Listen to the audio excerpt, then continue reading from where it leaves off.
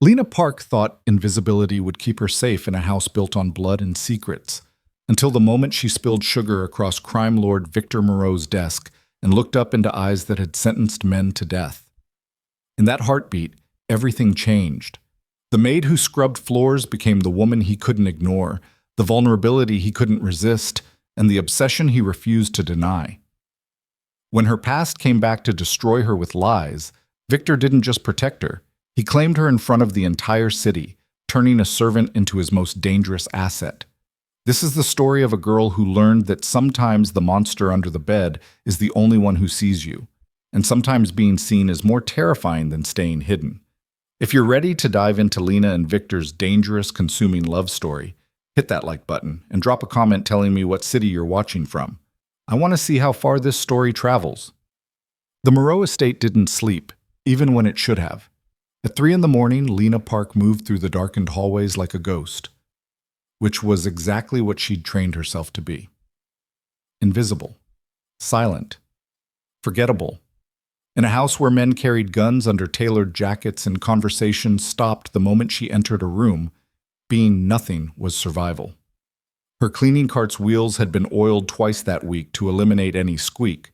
Her steps landed on the Persian rugs, never the hardwood between them. She'd learned which floorboards creaked, which doors stuck, which rooms to avoid after midnight when Victor Moreau conducted business that left the air thick with cigar smoke and unspoken threats. She'd worked in the estate for 8 months and had spoken directly to Victor exactly 3 times. Once when she was hired, once when she'd found his watch in the library and returned it to his assistant, once when he'd asked her name and she'd stammered it out so quietly he'd had to lean closer to hear. Each interaction had lasted less than 30 seconds. That was how she wanted it. Lena pushed her cart toward Victor's private office, checking her watch. 3:15. He never worked past 2, and his head of security, Marcus, had confirmed the office was empty before she'd come upstairs. This was her window, the only time she could properly clean the space where Victor spent most of his waking hours, surrounded by ledgers that definitely weren't about legitimate business and phones that rang at all hours with calls that made his jaw tighten. She used her master key on the office door, slipping inside and closing it behind her with barely a sound. The room smelled like expensive leather and the particular brand of whiskey Victor preferred, something Scottish with a name Lena couldn't pronounce. His desk dominated the space, a massive thing made of dark wood that had probably cost more than she'd earned in 5 years.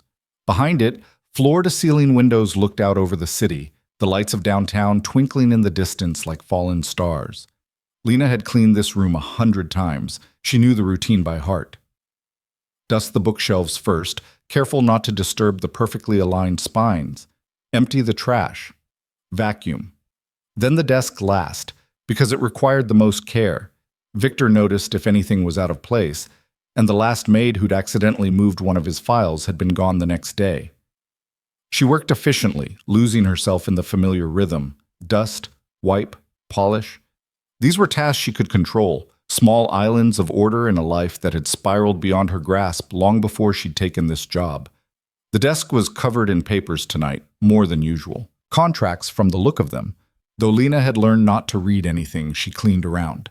She carefully lifted each stack, dusting beneath them before setting them back exactly as she'd found them. That's when she noticed the sugar bowl. It sat at the corner of the desk, fine white crystals catching the light from the desk lamp someone had left on. Victor took his coffee black during the day, but late at night, when he worked alone, he apparently allowed himself the small indulgence of sweetness. Lena reached for the bowl to move it, dust beneath it, and return it to its precise location. Her hand trembled. She didn't know why. Exhaustion, maybe. She'd worked a double shift because Rosa had called in sick and Lena needed the overtime. Her mother's medical bills weren't going to pay themselves, and the collection notices had started arriving in red envelopes instead of white. The tremor was small, barely noticeable, but it was enough. The sugar bowl tipped. Lena's other hand shot out to catch it, but she was a second too slow, her reflexes dulled by fatigue. The bowl tumbled across the desk's surface, and the lid popped off, sending a cascade of white crystals scattering across Victor's carefully organized papers. "No, no, no," Lena whispered, frantically trying to brush the sugar away, but that only made it worse. The crystals stuck to her hands, ground into the paper fibers, spread further with every panicked swipe. Her heart hammered against her ribs. This was bad. This was exactly the kind of mistake that got people fired, and she couldn't afford to lose this job. The pay was better than anything else she qualified for, and Victor's household manager, Mrs. Chen, had been the first person in years to look at Lena's spotty work history and give her a chance anyway. She grabbed her cleaning cloth, trying to carefully lift the sugar without tearing the documents. But her hands were shaking worse now, and she could feel the hot sting of tears building behind her eyes. Because of course this would happen. Of course she would screw up the one good thing she had going. I didn't realize my office had become part of the late-night cleaning rotation. Lena's entire body went rigid. The voice came from behind her, from the direction of the door she'd been so careful to close, smooth and dark as the whiskey that scented the room. She turned slowly, the way you might turn to face a predator, some primal part of her brain screaming that sudden movements meant danger. Victor Moreau stood in the doorway, jacket discarded, sleeves rolled up to reveal forearms that looked like they'd been carved from marble. He wasn't a tall man, maybe 5'10", but he carried himself like someone who'd never had to raise his voice to be heard. His dark hair was slightly disheveled, as though he'd been running his fingers through it, and his eyes, cold, calculating, the color of smoke before a storm, fixed on her with an intensity that made her forget how to breathe. "I'm sorry," Lena stammered, the words tumbling out too fast, too desperate. "I didn't know you were still here. Marcus said the office was empty. I was just cleaning and I knocked over the sugar, and I'm so sorry. I'll fix it. I'll replace the papers if any are damaged. I'll—" "Stop." The single word cut through her spiral like a knife. Lena's mouth snapped shut. She stood there, cloth still clutched in her shaking hands, waiting for the hammer to fall. Victor moved into the room, closing the door behind him with a soft click that sounded unnaturally loud in the silence.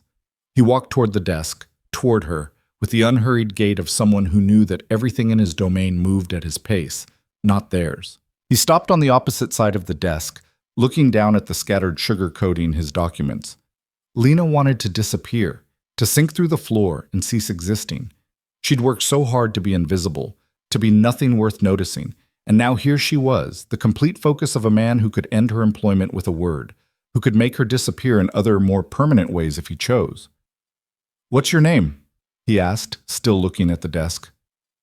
"Lena," she whispered. "Lena Park.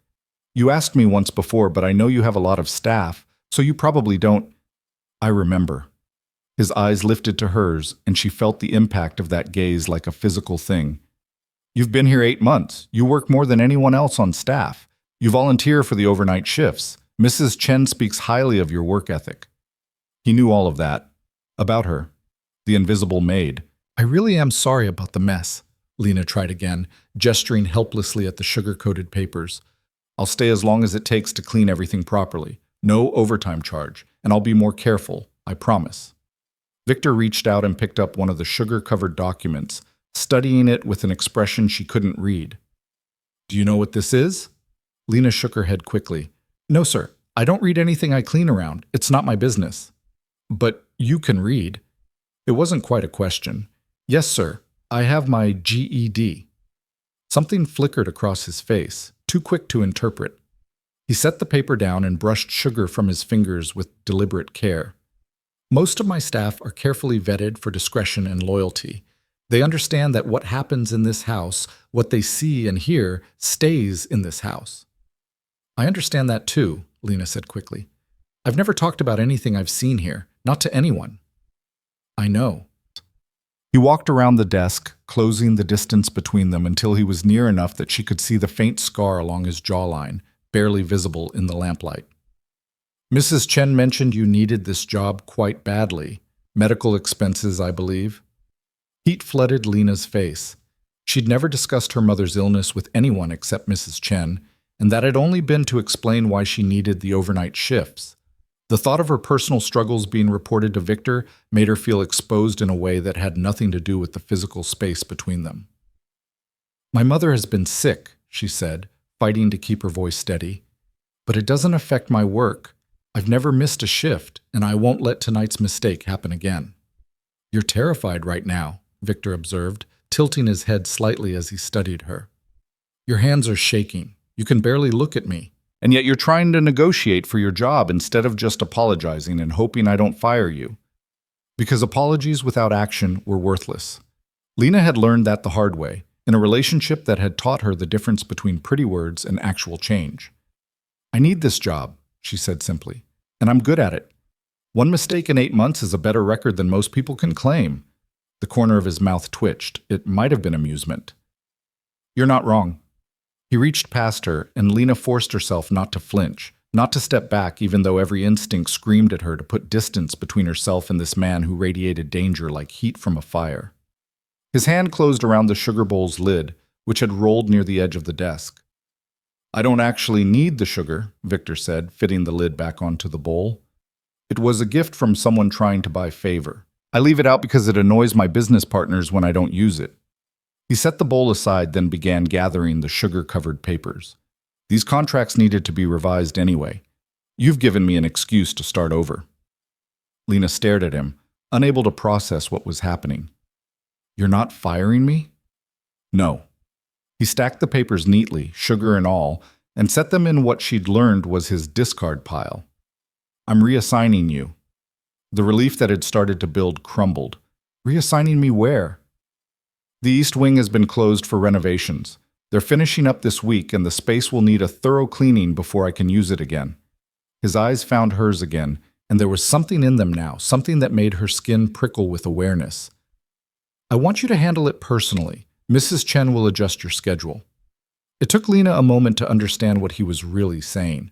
The East Wing was Victor's private quarters, the rooms where he slept, where he spent what little personal time he had away from business. Staff weren't allowed there without explicit permission, and even then, only senior members of the household were trusted with that level of access. I don't understand, she said slowly. Why me? Because you've been here 8 months and haven't tried to steal from me, sell information about me, or seduce your way into my bed. He said it matter-of-factly, as though those were common occurrences. Maybe they were. You do your job, you keep your head down, and you don't ask questions. That kind of discretion is valuable. Lena should have felt flattered. This was clearly a promotion, a sign of trust. But something about the way Victor was looking at her made her feel like she'd just been moved from one cage to a smaller, more gilded one. Thank you, she made herself say, because what else could she say? I won't let you down. I know you won't. He moved past her toward the door, and she thought the conversation was over, that she could go back to her cart and her cleaning and try to understand what had just happened. But he paused with his hand on the doorknob, looking back at her. Lena. Her name in his voice sounded different than it had in anyone else's. Deliberate, claimed. Yes, sir? You're not invisible, he said quietly. You never were. Then he was gone, leaving her alone in his office with scattered sugar and the feeling that the life she'd been so carefully building on the foundation of being nobody had just shifted beneath her feet. The next week passed in a blur of activity that felt both routine and completely foreign. Lena finished her regular assignments during the day, then spent her evenings in the East Wing, transforming construction chaos into the kind of pristine order that Victor apparently expected. The rooms were stunning, all dark wood and leather, modern, but with classical touches that spoke to old money and older power. A bedroom with a bed large enough to sleep 4, a bathroom with a shower that had more settings than Lena's childhood home had had rooms, a private study lined with books in multiple languages, some of which she recognized, most of which she didn't. She worked alone, which was both a relief and unsettling. No other staff members were allowed in while she cleaned, which meant no witnesses to how many times she caught herself studying the details of Victor's life. The books he read, everything from philosophy to true crime. The music on his expensive sound system, classical mostly, but with unexpected additions like jazz and old blues. The single photograph on his desk in the study, showing a much younger Victor with his arm around a woman who had his eyes and his smile. Lena never touched that photograph.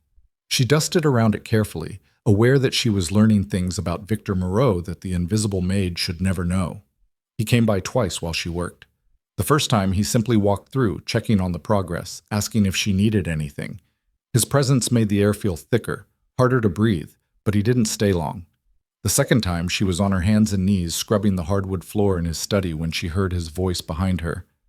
"You don't have to do that manually. There are machines." Lena sat back on her heels, pushing hair out of her face. "The machines miss the corners and the grain patterns. This is better." He walked over to where she knelt, and she had to tilt her head back to look up at him. From this angle, he seemed even more imposing, backlit by the hallway light, so his face was partially in shadow. "Stand up," he said. It wasn't a request. Lena got to her feet, aware of how she must look. Cleaning clothes, hair tied back in a messy knot, no makeup, the scent of lemon cleaner probably clinging to her skin. She'd never felt the difference in their stations more acutely than in this moment. "I have a dinner tomorrow night," Victor said. "Business associates from the East Coast, the kind of people who notice details." Lena nodded, unsure where this was going. "I'll make sure everything is perfect in the dining room." "You'll make sure you're perfect," he corrected. "You're serving." Her stomach dropped. "Sir, I'm not trained for—" "Mrs. Chen will brief you. You'll wear the formal service uniform, you'll follow her instructions exactly, and you'll remember that you don't speak unless spoken to. You don't make eye contact with the guests, and you absolutely don't acknowledge anything you overhear." His tone was firm, but not unkind. "Can you do that?" "No." She wanted to say no. Serving meant being seen, being present in a room full of dangerous men doing dangerous business. It meant the opposite of invisible. But Victor was watching her with those smoke-gray eyes, and she remembered what he'd said. "You're not invisible. You never were." Maybe invisibility had only ever been an illusion, she'd told herself. "Yes, sir," Lena said. "I can do that." "Good." He stepped closer, and she caught the scent of his cologne, something dark and woody that probably cost more than her rent. "There's something else you should know." Lena waited, her heart picking up speed for no reason she could name. "I had Marcus run a deeper background check on you after the sugar incident," Victor said. "Standard procedure for anyone who works in my private spaces." Of course he had. Lena felt ice slide down her spine. There were things in her background she'd hoped to leave buried, mistakes she'd made before she learned that some people wore their violence under charm, like a second skin. "I see that you had a restraining order filed against an Evan Cross 2 years ago," Victor continued, his voice dropping into something darker. "Domestic violence. It expired 6 months ago, and you didn't renew it." Lena's hands curled into fists at her sides. "I moved, changed my number. He doesn't know where I am. It's handled." "Is it?" Victor's gaze sharpened. "Because Marcus found 3 instances in the past month where someone matching Cross's description was seen near this estate, near the staff entrance you use." The ice in her spine spread to her limbs. "That's not possible. Evan doesn't know I work here. I've been careful." "People who want to find someone usually can, if they're motivated enough." Victor's jaw tightened almost imperceptibly. "Does he have reason to be motivated?" The question hung in the air between them, heavy with implications Lena didn't want to examine. "We were together for 2 years, she said finally, choosing her words with care. "He didn't like it when I left. He made threats, so I got the restraining order, but it's been quiet since it expired. No contact, no problems. Until now, potentially." Victor pulled out his phone, tapped something, and turned the screen toward her. Security footage, black and white, showing a man leaning against a car across from the estate's staff gate. The image was grainy, but Lena recognized the build, the way he held himself. Evan. Her blood ran cold. "When was this taken?" "Yesterday, and twice last week." Victor pocketed the phone. "I don't allow problems near my home, Lena. If this man is your problem, he's now my problem." There was something in the way he said it that made Lena's breath catch. Not quite possessive, but close. Protective in a way that came with sharp edges. "I'll call the police," she said quickly. "File a new restraining order. I'll handle it." The police are slow, and restraining orders are paper. Men like Cross don't care about paper. Victor's hand came up, and for one frozen moment, Lena thought he was going to touch her face. Instead, he pointed to a small scar at her hairline, barely visible but apparently not invisible to him. "He gave you that." It wasn't a question, but Lena answered anyway. "Yes." "Does he know about your mother? About her medical situation?" The question made Lena's stomach churn because, yes, Evan knew. He'd been there when her mother first got sick, had used it as leverage to keep Lena compliant, to make her believe she couldn't leave because she couldn't afford the medical bills on her own. "He knows," she whispered. Victor nodded slowly, something calculating moving behind his eyes. Then he has leverage, and men with leverage don't walk away quietly. He stepped back, giving her space she hadn't realized she needed. "Tomorrow night at dinner, you'll serve. You'll be visible. And if Cross is watching, he'll see you in my home, under my roof, part of my household." Understanding dawned slowly, then all at once. "You want to send him a message." "I want to send everyone a message," Victor corrected. "That what's mine is protected." Lena's mouth went dry. "I'm not. You work for me. You're under my protection, whether you realized it or not." His expression softened almost imperceptibly. "I don't tolerate threats to my people, Lena. It's bad for business and worse for morale." She should have argued, should have insisted she could handle Evan herself, that she didn't need a crime lord fighting her battles. But the truth was, she was terrified. Evan had nearly broken her once, and the thought of him coming back, of him finding her when she'd finally started to piece herself together. "Thank you," she said, the words barely audible. Victor studied her for a long moment, and Lena had the unsettling feeling he could see right through her, past the careful walls she'd built, into the fear and exhaustion she tried so hard to hide. "Finish the study," he said finally. "Then go home and get some rest. Tomorrow is going to be a long night." He left her there, kneeling in the lamplight, with the scent of his cologne still lingering in the air and the terrible dawning realization that invisibility wasn't protection. Being seen by the right person, though, that might be.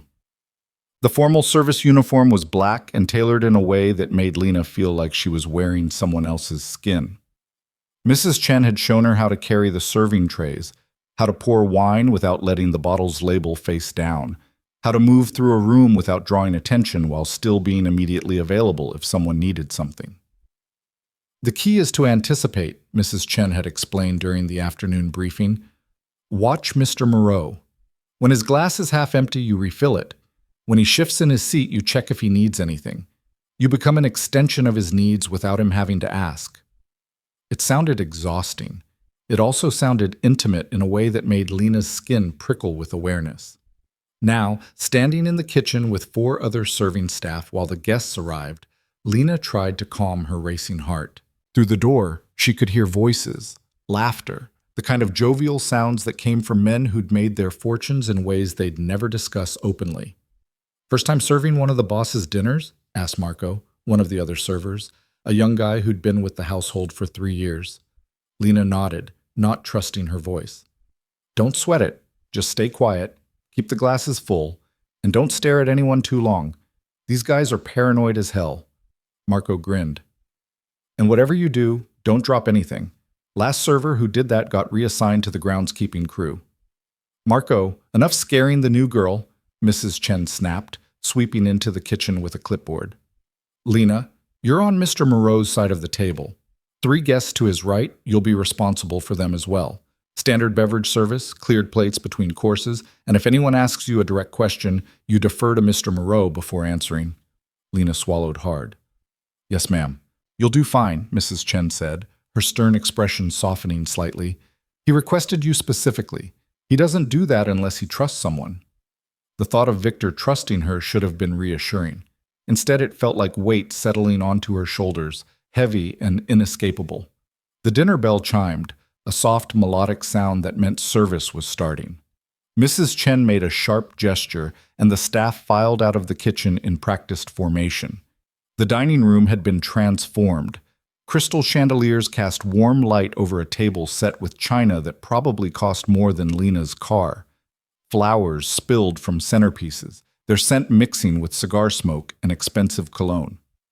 And at the head of the table, Victor sat in a high-backed chair that might as well have been a throne, looking completely at ease among men who radiated barely contained violence. Lena moved to her position behind and to the left of Victor's chair, hands clasped in front of her, eyes down. From here, she could see the 3 guests she'd be serving. All men, all middle-aged, all wearing suits that screamed money and the kind of confidence that came from never having to answer to anyone. "Gentlemen," Victor said, his voice carrying easily over the conversation. "Thank you for making the trip. I know your time is valuable." "When Victor Moreau calls, smart people show up," replied one of the guests, a barrel-chested man with silver hair and a Brooklyn accent. "Besides, the food is always worth it." Laughter rippled around the table. Lena used the moment to step forward with the wine, filling Victor's glass first with the precise amount Mrs. Chen had drilled into her. She felt his attention shift to her for just a second, acknowledgement without words, then back to his guests. "Before we talk business," Victor continued, "I want to address something that's been circulating in certain circles." The room's energy shifted, laughter died. Men straightened in their chairs. "There's been talk," Victor said, swirling the wine in his glass, "about instability in my organization, about vulnerabilities, about whether I've lost my edge." Silence. Lena carefully moved to the next guest, pouring his wine with hands that wanted to shake but didn't dare. "I want to make something clear," Victor continued, and now his voice had gone cold, the warmth from moments before stripped away completely. "My organization has never been stronger. My operations have never been more profitable. And anyone who mistakes my recent discretion for weakness is going to learn a very painful lesson about the difference between the two." One of the guests, a thin man with wire-rimmed glasses and a face like a weasel, leaned forward. "We heard you've been distracted, Victor. Personal matters taking precedence over business." "Personal matters," Victor repeated slowly. "You'll have to be more specific, David." David's smile was sharp and knowing. "Just rumors. You know how this business is? Someone sees you leaving the office early, someone else sees you taking calls from unknown numbers, and suddenly there's speculation about whether Victor Moreau has found himself a weakness." Lena's hand trembled as she poured the third guest's wine. She felt the weight of Victor's attention shift back to her, brief but intense, and understood with sudden clarity that this dinner wasn't just about business. It was about her, about Evan, about sending the message Victor had promised. "I appreciate your concern," Victor said, and there was something dangerous in his tone now, something that made the temperature in the room drop several degrees. "But I assure you I have no weaknesses. What I have are investments, assets, things and people I've chosen to protect because they serve my interests." He paused, and Lena knew, felt it in her bones, that he was going to do it, going to pull her out of invisibility completely. "Lena," Victor said. Her name echoed in the sudden quiet. Every eye in the room swiveled toward her. "Yes, sir?" She forced the words out, forced herself to meet his gaze even though every instinct screamed at her to look away, to disappear. "Bring me the Macallan from my study, the 1962. That wasn't wine. That was whiskey. The kind that cost thousands of dollars a bottle. The kind Victor saved for special occasions or particularly important statements. "Right away, sir," Lena managed, setting down the wine bottle and leaving the room with measured steps that wanted to break into a run. In the study, she found the bottle exactly where Victor had told her it would be, locked in a cabinet whose combination he'd shared with her 2 days ago. Her hand shook as she worked the lock, and she could hear Mrs. Chen's voice in her head telling her to breathe, to stay calm, to remember her training. But this wasn't about training. This was about Victor staking a claim, making her visible to men who dealt in power and intimidation, telling them without words that she was under his protection. Telling Evan, if he was watching. Lena returned to the dining room with the bottle cradled carefully in her hands. The conversation had moved on to safer topics, shipping routes, territory disputes in the South, but she felt the undercurrent of tension still thrumming beneath the words. She approached Victor's chair, presenting the bottle for his inspection before opening it. His fingers brushed hers as he took it, and the contact sent electricity racing up her arm. "Pour for our guests," Victor instructed, "starting with David." The message was clear. The man who'd questioned Victor's focus would be the first to receive his personal whiskey, served by the woman who was apparently the source of speculation. Lena moved around the table, pouring measured amounts into each crystal glass. The whiskey glowed amber in the light, and its scent was rich and complex, speaking to age and care and value. When she returned to Victor's side, he held up his own glass. "A toast," he announced, "to loyalty." to understanding that in this business, strength isn't measured by how much you control, but by how well you protect what matters. The guests raised their glasses, murmuring agreement, but Lena saw the calculation in their eyes. They were reassessing, recalibrating their understanding of Victor Moreau and his priorities.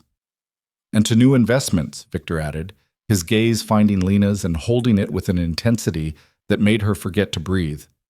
Sometimes the most valuable assets are the ones others overlook. They drank. Lena stepped back into position, heart hammering, skin too hot despite the room's careful climate control. The dinner continued for another 2 hours. Courses came and went, beautifully prepared dishes that Lena barely registered as she served them. Conversation flowed around her, sometimes touching on business so sensitive she understood why Mrs. Chen had emphasized discretion. She learned things she wished she hadn't, heard names that would mean nothing to most people but everything to law enforcement. And through it all, she felt Victor's awareness of her like a physical touch, his attention tracking her movements even as he negotiated deals and settled disputes with the calm authority of someone who'd never had his word questioned. When the last guest had left, when the dining room had been cleared and the other staff had retreated to the kitchen, Lena found herself alone with the table's debris and the echo of what had just happened. "You handled that well." She spun to find Victor standing in the doorway, jacket discarded, tie loosened, looking less like a crime lord and more like a man who'd just finished a long day's work. "I'm not sure what I handled," Lena admitted. "That didn't feel like just a dinner." It wasn't.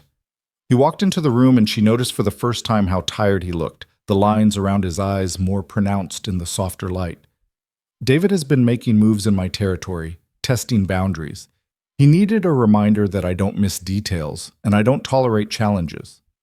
By showing him you have a maid you trust with your expensive whiskey?" Victor's lips quirked. "By showing him I have someone in my home I trust enough to put in front of men who would use any perceived weakness against me."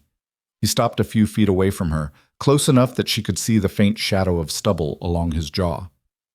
"You're not a weakness, Lena, but David needed to believe you might be, so he could see firsthand how I respond to threats against what I value." Lena's breath caught. "I'm not... You don't..." "Marcus confirmed that Cross was watching the estate tonight," Victor interrupted quietly. "He saw you arrive. Saw you enter with the staff. Saw you leave 3 hours later." The bottom dropped out of Lena's stomach. "He was here?" "At a distance.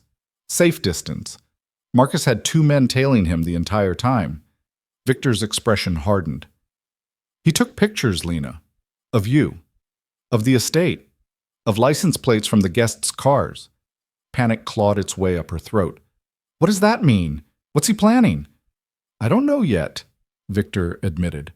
"But men don't collect intelligence unless they're planning to use it." His jaw tightened almost imperceptibly. "Tell me the truth. Is there any reason Cross would think you're pregnant?" The question hit like a slap. "What?" "No, absolutely not." "You're sure? Because Marcus intercepted a phone call Cross made to his brother tonight talking about his girl and his kid and how he was going to get what's his." Lena's legs went weak. She reached for the dining table to steady herself, her mind racing through possibilities, trying to understand where Evan would get such a ridiculous idea. Then it hit her. The hospital. 3 weeks ago, when her mother had been admitted for emergency treatment, Lena had gone to the ER with her. They'd done standard intake checks, including asking if Lena might be pregnant before doing any imaging on her mother. She'd said no, of course she had, but there had been a young nurse nearby, someone Lena had gone to high school with. Someone who'd known she dated Evan.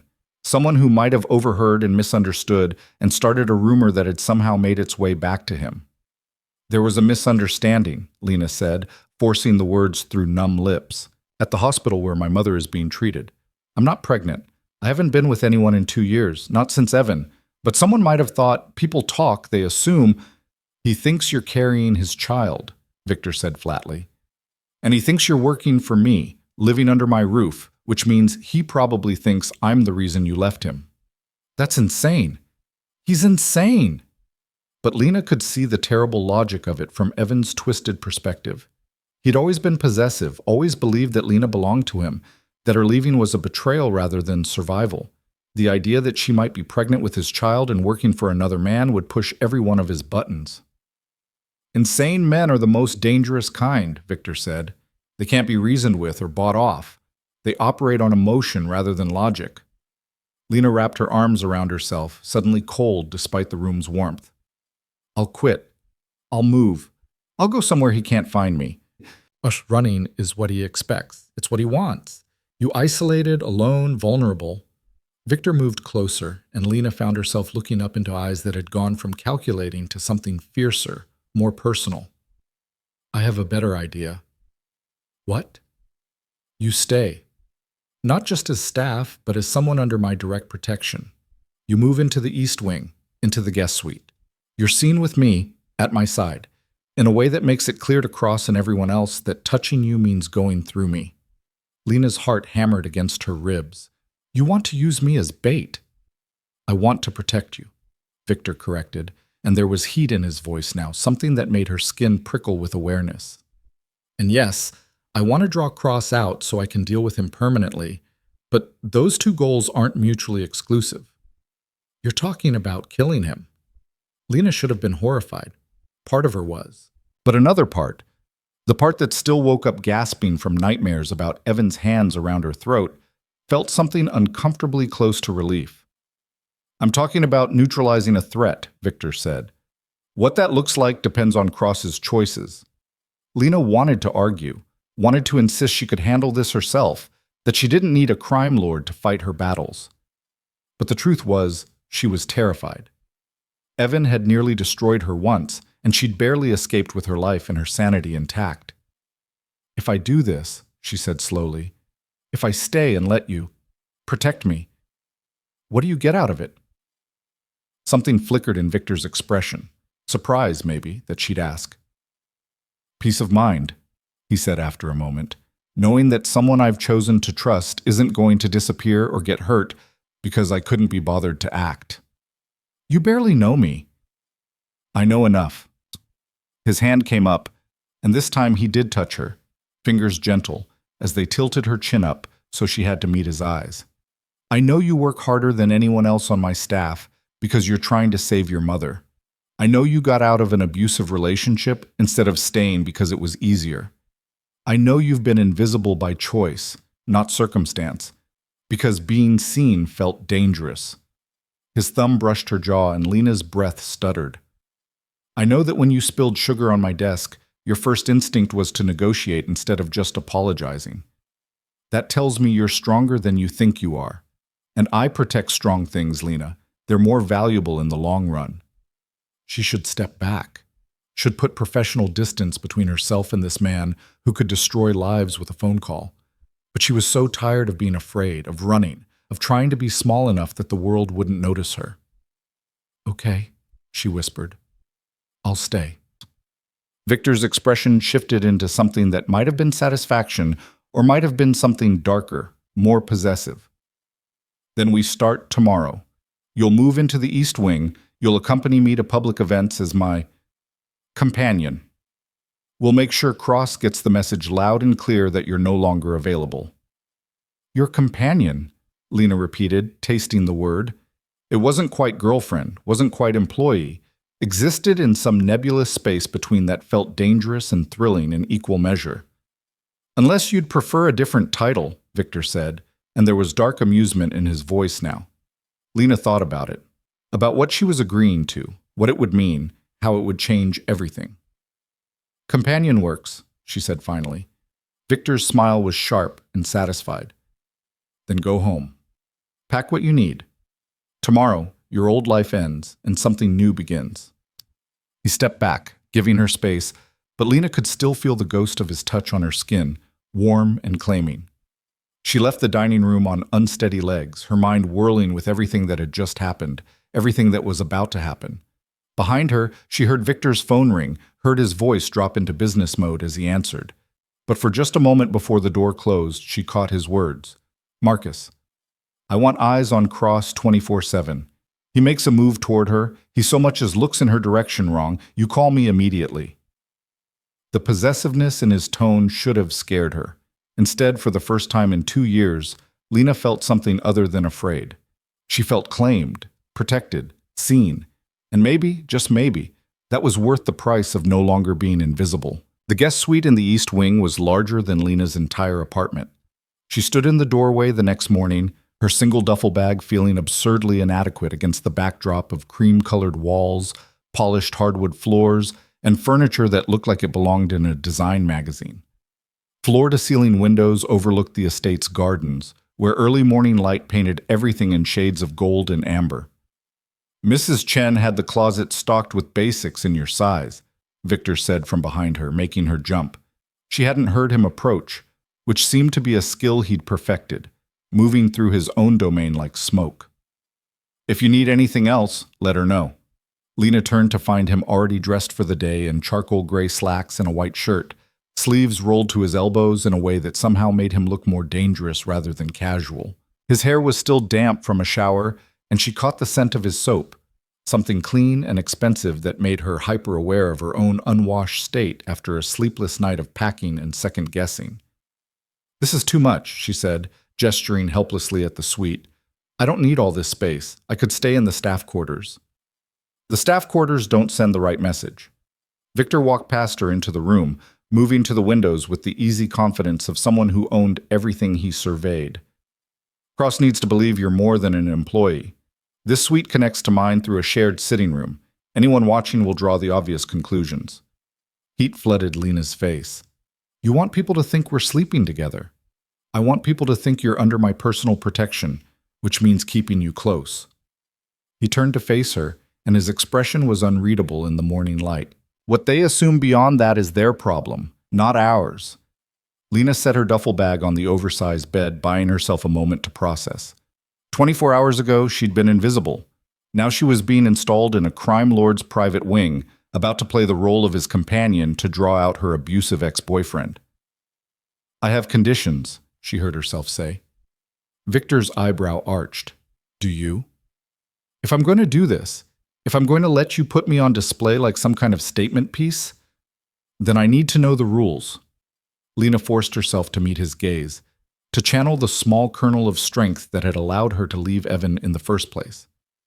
"What exactly do you expect from me?" Something that might have been approval flickered across Victor's face. "Smart question. I expect you to accompany me to public events, dinners, gallery openings, charity functions, places where I need to be seen and where Cross is likely to hear about it. I expect you to let me introduce you as someone important to me, and I expect you to trust that I won't let anything happen to you." "That's it? Just show up and look pretty?" "You've never been just pretty, Lena. You're interesting, which is far more valuable." Victor moved closer, and she forced herself not to step back. "I expect you to be yourself, the woman who negotiated for her job instead of begging, the one who works overnight shifts to save her mother. That's who I want beside me." The sincerity in his voice caught her off guard. "Why?" "You could have anyone, someone with connections, someone who actually belongs in your world." "I have plenty of people with connections. What I don't have is someone who looks at me and sees a person instead of an opportunity or a threat." His jaw tightened almost imperceptibly. "You spilled sugar on my desk and apologized for the mess, not for inconveniencing someone powerful. Do you have any idea how rare that is?" Lena didn't know what to say to that. The Victor Moreau the world saw was untouchable, dangerous, someone who commanded respect through fear and force. But standing here in the morning light, admitting he valued being treated like a human being, he seemed almost vulnerable. "I have conditions too," Victor said, breaking the moment. "You don't leave the estate without security. You don't meet with anyone from your past without clearing it through Marcus first. And if Cross contacts you directly, you tell me immediately. No trying to handle it yourself." "You mean no trying to protect you from the mess I brought to your door?" "I mean no getting yourself killed because you think you're not worth protecting." His voice had gone hard, and Lena felt the force of his will like a physical thing. "Your life has value, Lena. Start acting like it." The words hit something deep inside her, some wounded place that Evan had carved out with 2 years of telling her she was worthless, that no one else would want her, that she should be grateful he bothered with her at all. "Okay," she whispered. "I'll follow your rules." "Good." Victor checked his watch, and the moment of intimacy shattered as he shifted back into business mode. "I have meetings until 3. Mrs. Chen will take you shopping for appropriate clothing. Tonight we're attending a charity gala at the Rothschild Hotel. Black tie, high profile, exactly the kind of event that will get attention. Lena's stomach nodded. I've never been to anything like that. Then it's fortunate you're a quick learner. He headed for the door, then paused, looking back at her. One more thing. The bathroom has a lock. Use it if it makes you feel safer. I won't enter your space without permission. He was gone before she could respond, leaving her alone in a room that smelled like luxury and felt like a beautiful cage. Lena sank onto the bed, her duffel bag beside her containing everything she owned that mattered. Some clothes, her mother's jewelry, a photograph of better days. It seemed pathetic next to the opulence surrounding her, a stark reminder of how far out of her depth she really was. Her phone buzzed, a text from an unknown number. Saw you at a fancy house last night. Moving up in the world, Lena? Bet you didn't tell your new boss about our baby. Call me. Evan. Her hands shook as she stared at the screen. He was escalating, getting bolder. The lie about a pregnancy had calcified in his mind into truth, and now he thought he had leverage.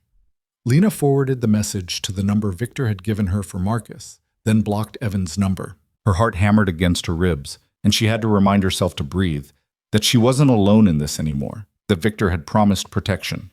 The question was whether she could trust that promise, or whether she'd just traded one dangerous man for another. Mrs. Chen arrived an hour later with coffee and a brisk efficiency that left no room for anxiety. We have 4 hours to make you gala ready, she announced, setting the coffee on the nightstand. That's not nearly enough time, but we'll manage. I don't even know what gala ready means, Lena admitted. Mrs. Chen's expression softened slightly. It means hair, makeup, dress, shoes, and the confidence to wear them. The first 4 I can arrange, the last one you'll have to find yourself. The next few hours passed in a blur of boutiques where nothing had price tags, salons where they shampooed her hair 3 times, and the kind of professional grooming Lena had only seen in movies. Mrs. Chen orchestrated everything with the precision of a general, overriding Lena's protests about cost with a sharp Mr. Moreau's account that ended all discussion.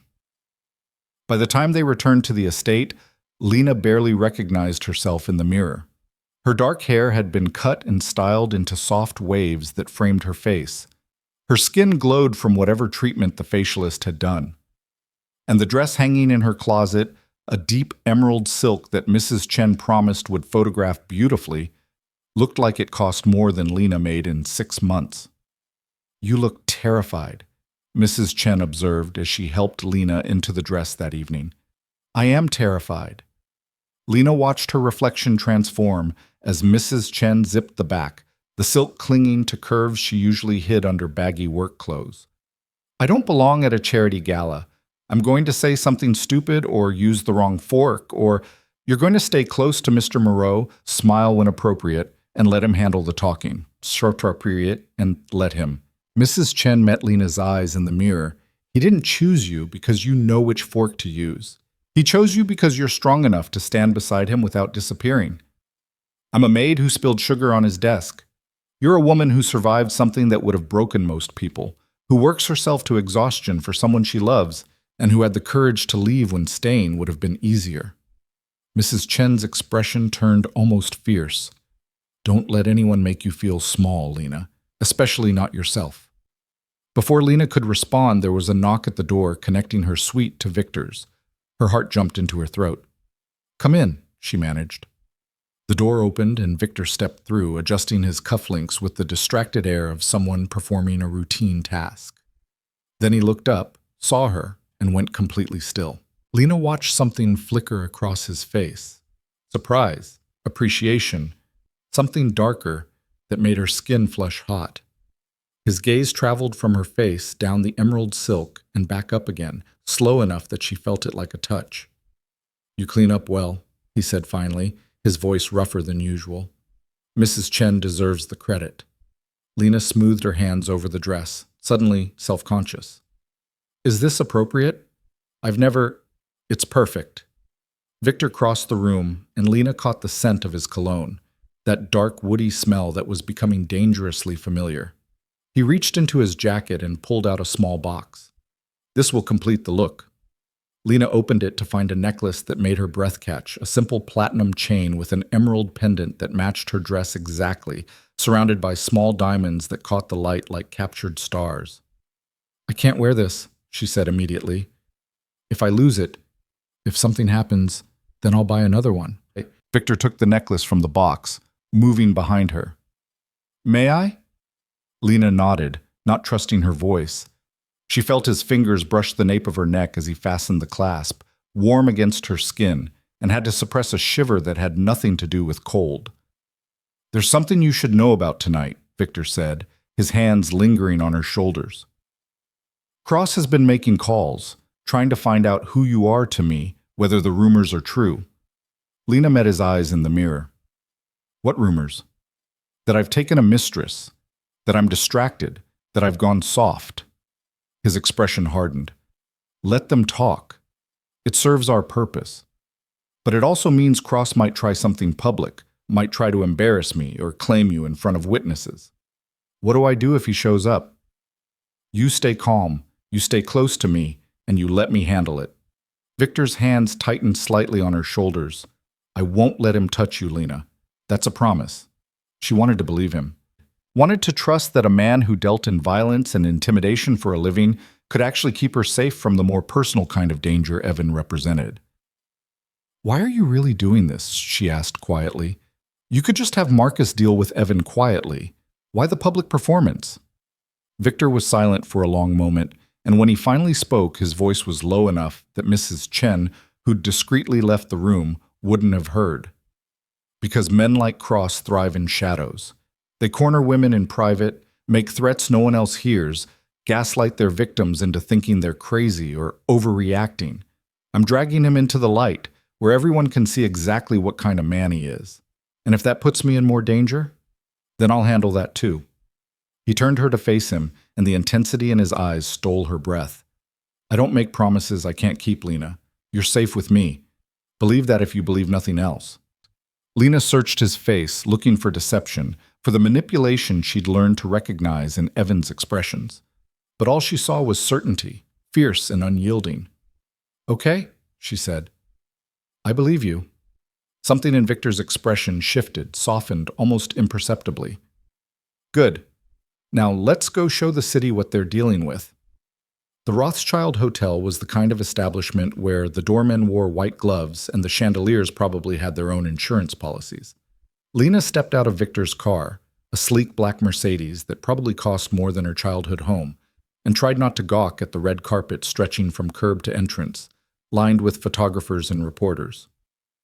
"They're here for the charity angle," Victor murmured, his hand settling on the small of her back as he guided her forward. "Smile. Don't answer questions, and if anyone asks your name, you defer to me."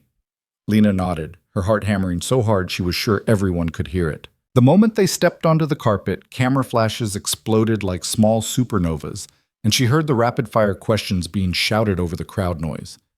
"Mr. Moreau, who's your date tonight?" "Victor, is it true you're donating $2 million to the Children's Hospital?" "Mr. Moreau, what's her name?"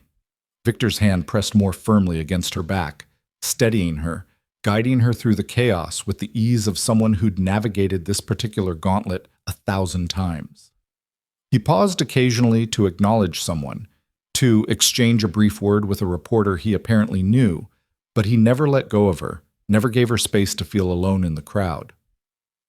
Inside, the hotel's ballroom had been transformed into something out of a fairy tale. Crystal chandeliers the size of small cars hung from the ceiling. Round tables draped in white silk filled the space, each centerpiece a cascade of white roses and orchids. A string quartet played something classical and elegant near the entrance, and servers in formal attire circulated with champagne flutes on silver trays. Lena had never felt more out of place in her life. "Breathe," Victor said quietly, leaning close enough that his breath stirred her hair. "You look like you belong here. Own it." "I look like I'm playing dress-up in someone else's life." "Then play it well. Fake it until it feels real." His hand slid from her back to her waist, pulling her closer to his side in a gesture that looked casual but felt deliberately possessive. "And remember, half the people in this room are faking something. You're in good company." Before Lena could respond, a woman in a silver gown that probably cost more than a car descended on them, all air kisses and practiced smiles. Victor, darling, we were beginning to think you'd forgotten how to socialize. Catherine. Victor's tone was warm but guarded. You know I only attend events worth my time. Your galas always qualify. Catherine's gaze shifted to Lena, sharp and assessing despite the friendly smile.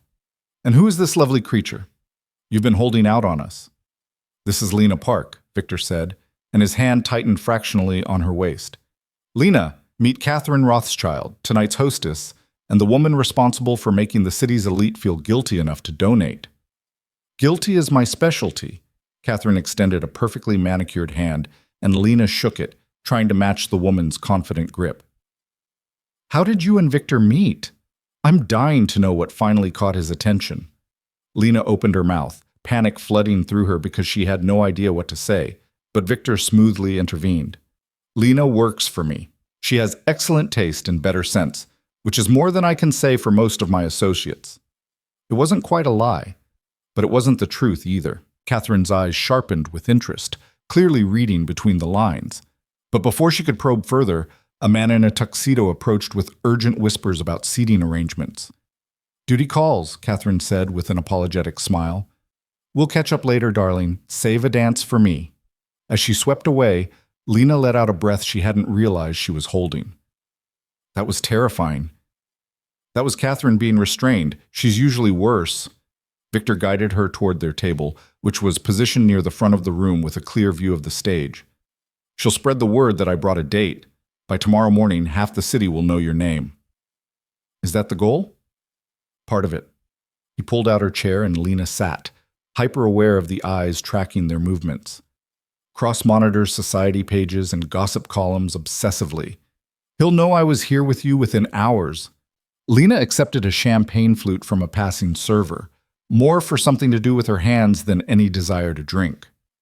Around them, the ballroom filled with the kind of people who made decisions that affected thousands of lives, who wore wealth like a second skin, who belonged in this world in ways Lena never would. You're doing that thing again, Victor said, settling into the chair beside her. What thing? Trying to disappear. Your shoulders are up, your head's down, and you're making yourself as small as possible. He reached over and gently tugged her chin up, forcing her to meet his gaze. Stop it. You're here with me, which means you're exactly where you're supposed to be. I don't know how to be this person, Lena admitted quietly. I don't know how to make small talk with people who think a $2 million donation is casual philanthropy.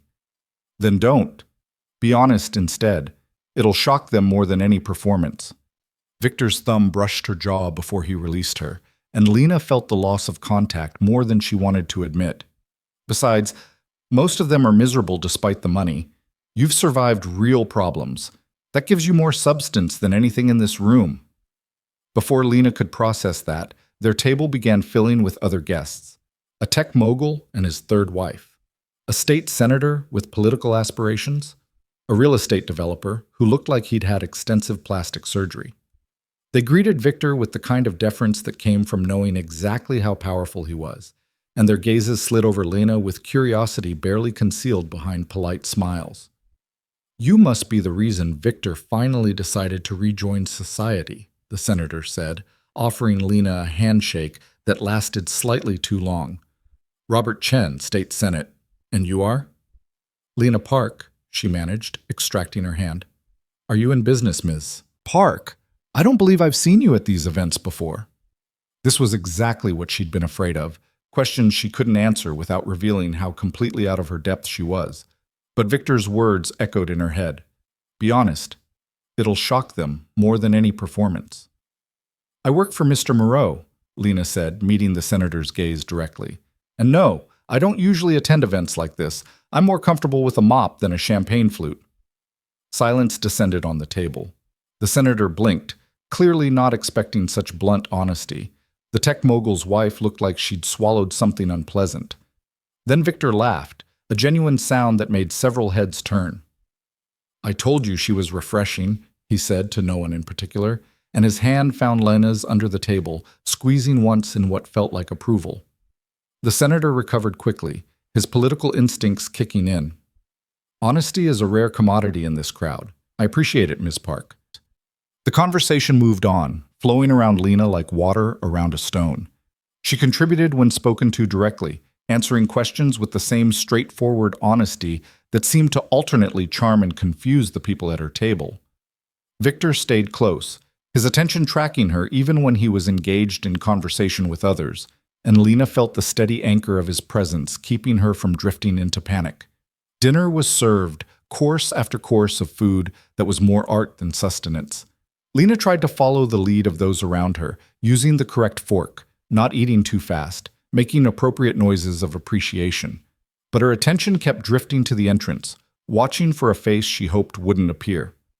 "He's not here," Victor said quietly during a lull in conversation. "Marcus has people at every entrance. If Cross tries to get in, we'll know." "How did you—" "You've been watching the door for the past 20 minutes. His hand covered hers again, warm and steady. "Try to relax. Enjoy the evening. I'm sitting at a table with people who probably think my annual salary is what they tip their housekeepers," Lena said, keeping her voice low. "Relaxing isn't really an option." "Then fake it." Victor leaned closer, and she caught that scent of cologne and something underneath it that was purely him. "Pretend you're playing a role. Pretend you're an actress who's been cast as my companion for the evening. What would she do?" Lena considered it. "She'd probably be more charming than I am. She'd probably be boring as hell because she'd be trying too hard." Victor's eyes held hers, and there was something in them now, something that made her pulse quicken. "You're interesting because you're real. Don't lose that trying to be someone you're not."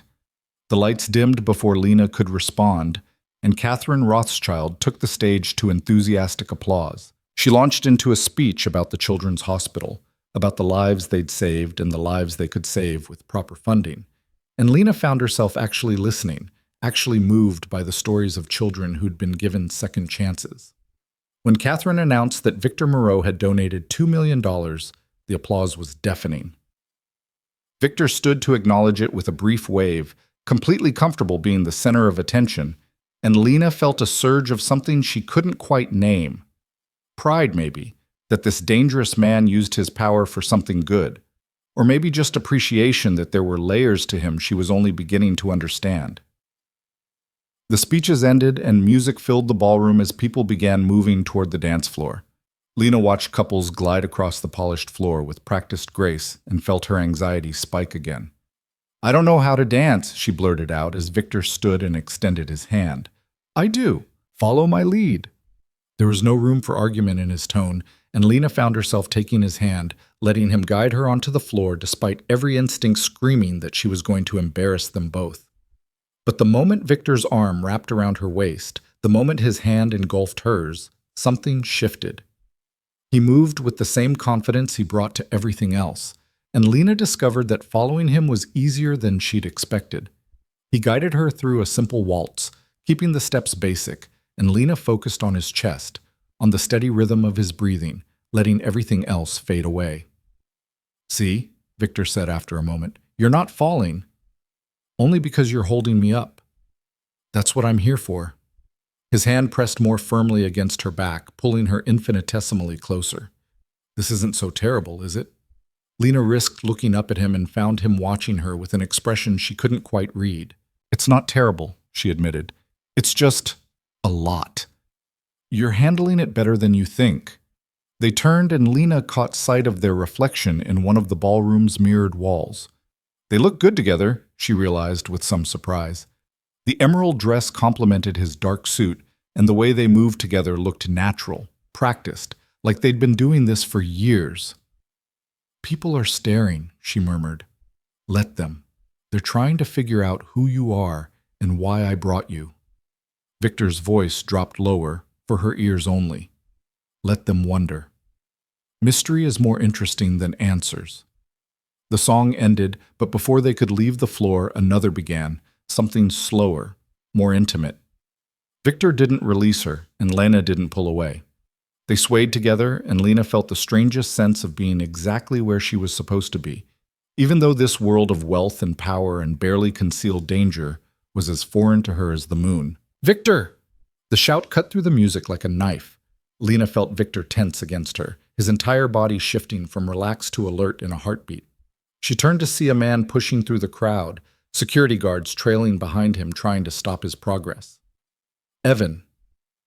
He'd somehow gotten past Marcus's people, somehow talked or bribed or forced his way into the gala, and now he was striding toward them with fury written across every line of his body. Lena's blood turned to ice. She couldn't move, couldn't breathe, frozen in place as her worst nightmare materialized in the middle of a fairy tale ballroom. "Stay behind me," Victor ordered, releasing her only to step between her and Evan's approach. But Evan had already closed the distance, and his voice rang out across the suddenly silent ballroom. "Get away from my girl, Moreau. I don't know what lies she's told you, but Lena belongs to me. She's carrying my child, and I'm not letting some crime lord play daddy to my kid." The words echoed in the shocked silence. Camera phones appeared, pointed at them, capturing every second. Lena felt the weight of hundreds of eyes, heard the rustle of whispers spreading like wildfire. And through it all, she felt Victor's presence, solid and unmovable, standing between her and the man who'd nearly destroyed her. "You've made a mistake," Victor said, his voice deadly calm. "A very serious mistake." The music had stopped. Every conversation in the ballroom died mid-sentence. 300 of the city's most powerful people stood frozen, watching the confrontation unfold like spectators at a car crash they couldn't look away from. Evan stood 10 feet away, chest heaving, face flushed with rage and what looked like alcohol. He'd put on weight since Lena had last seen him, his jaw softer, his eyes harder.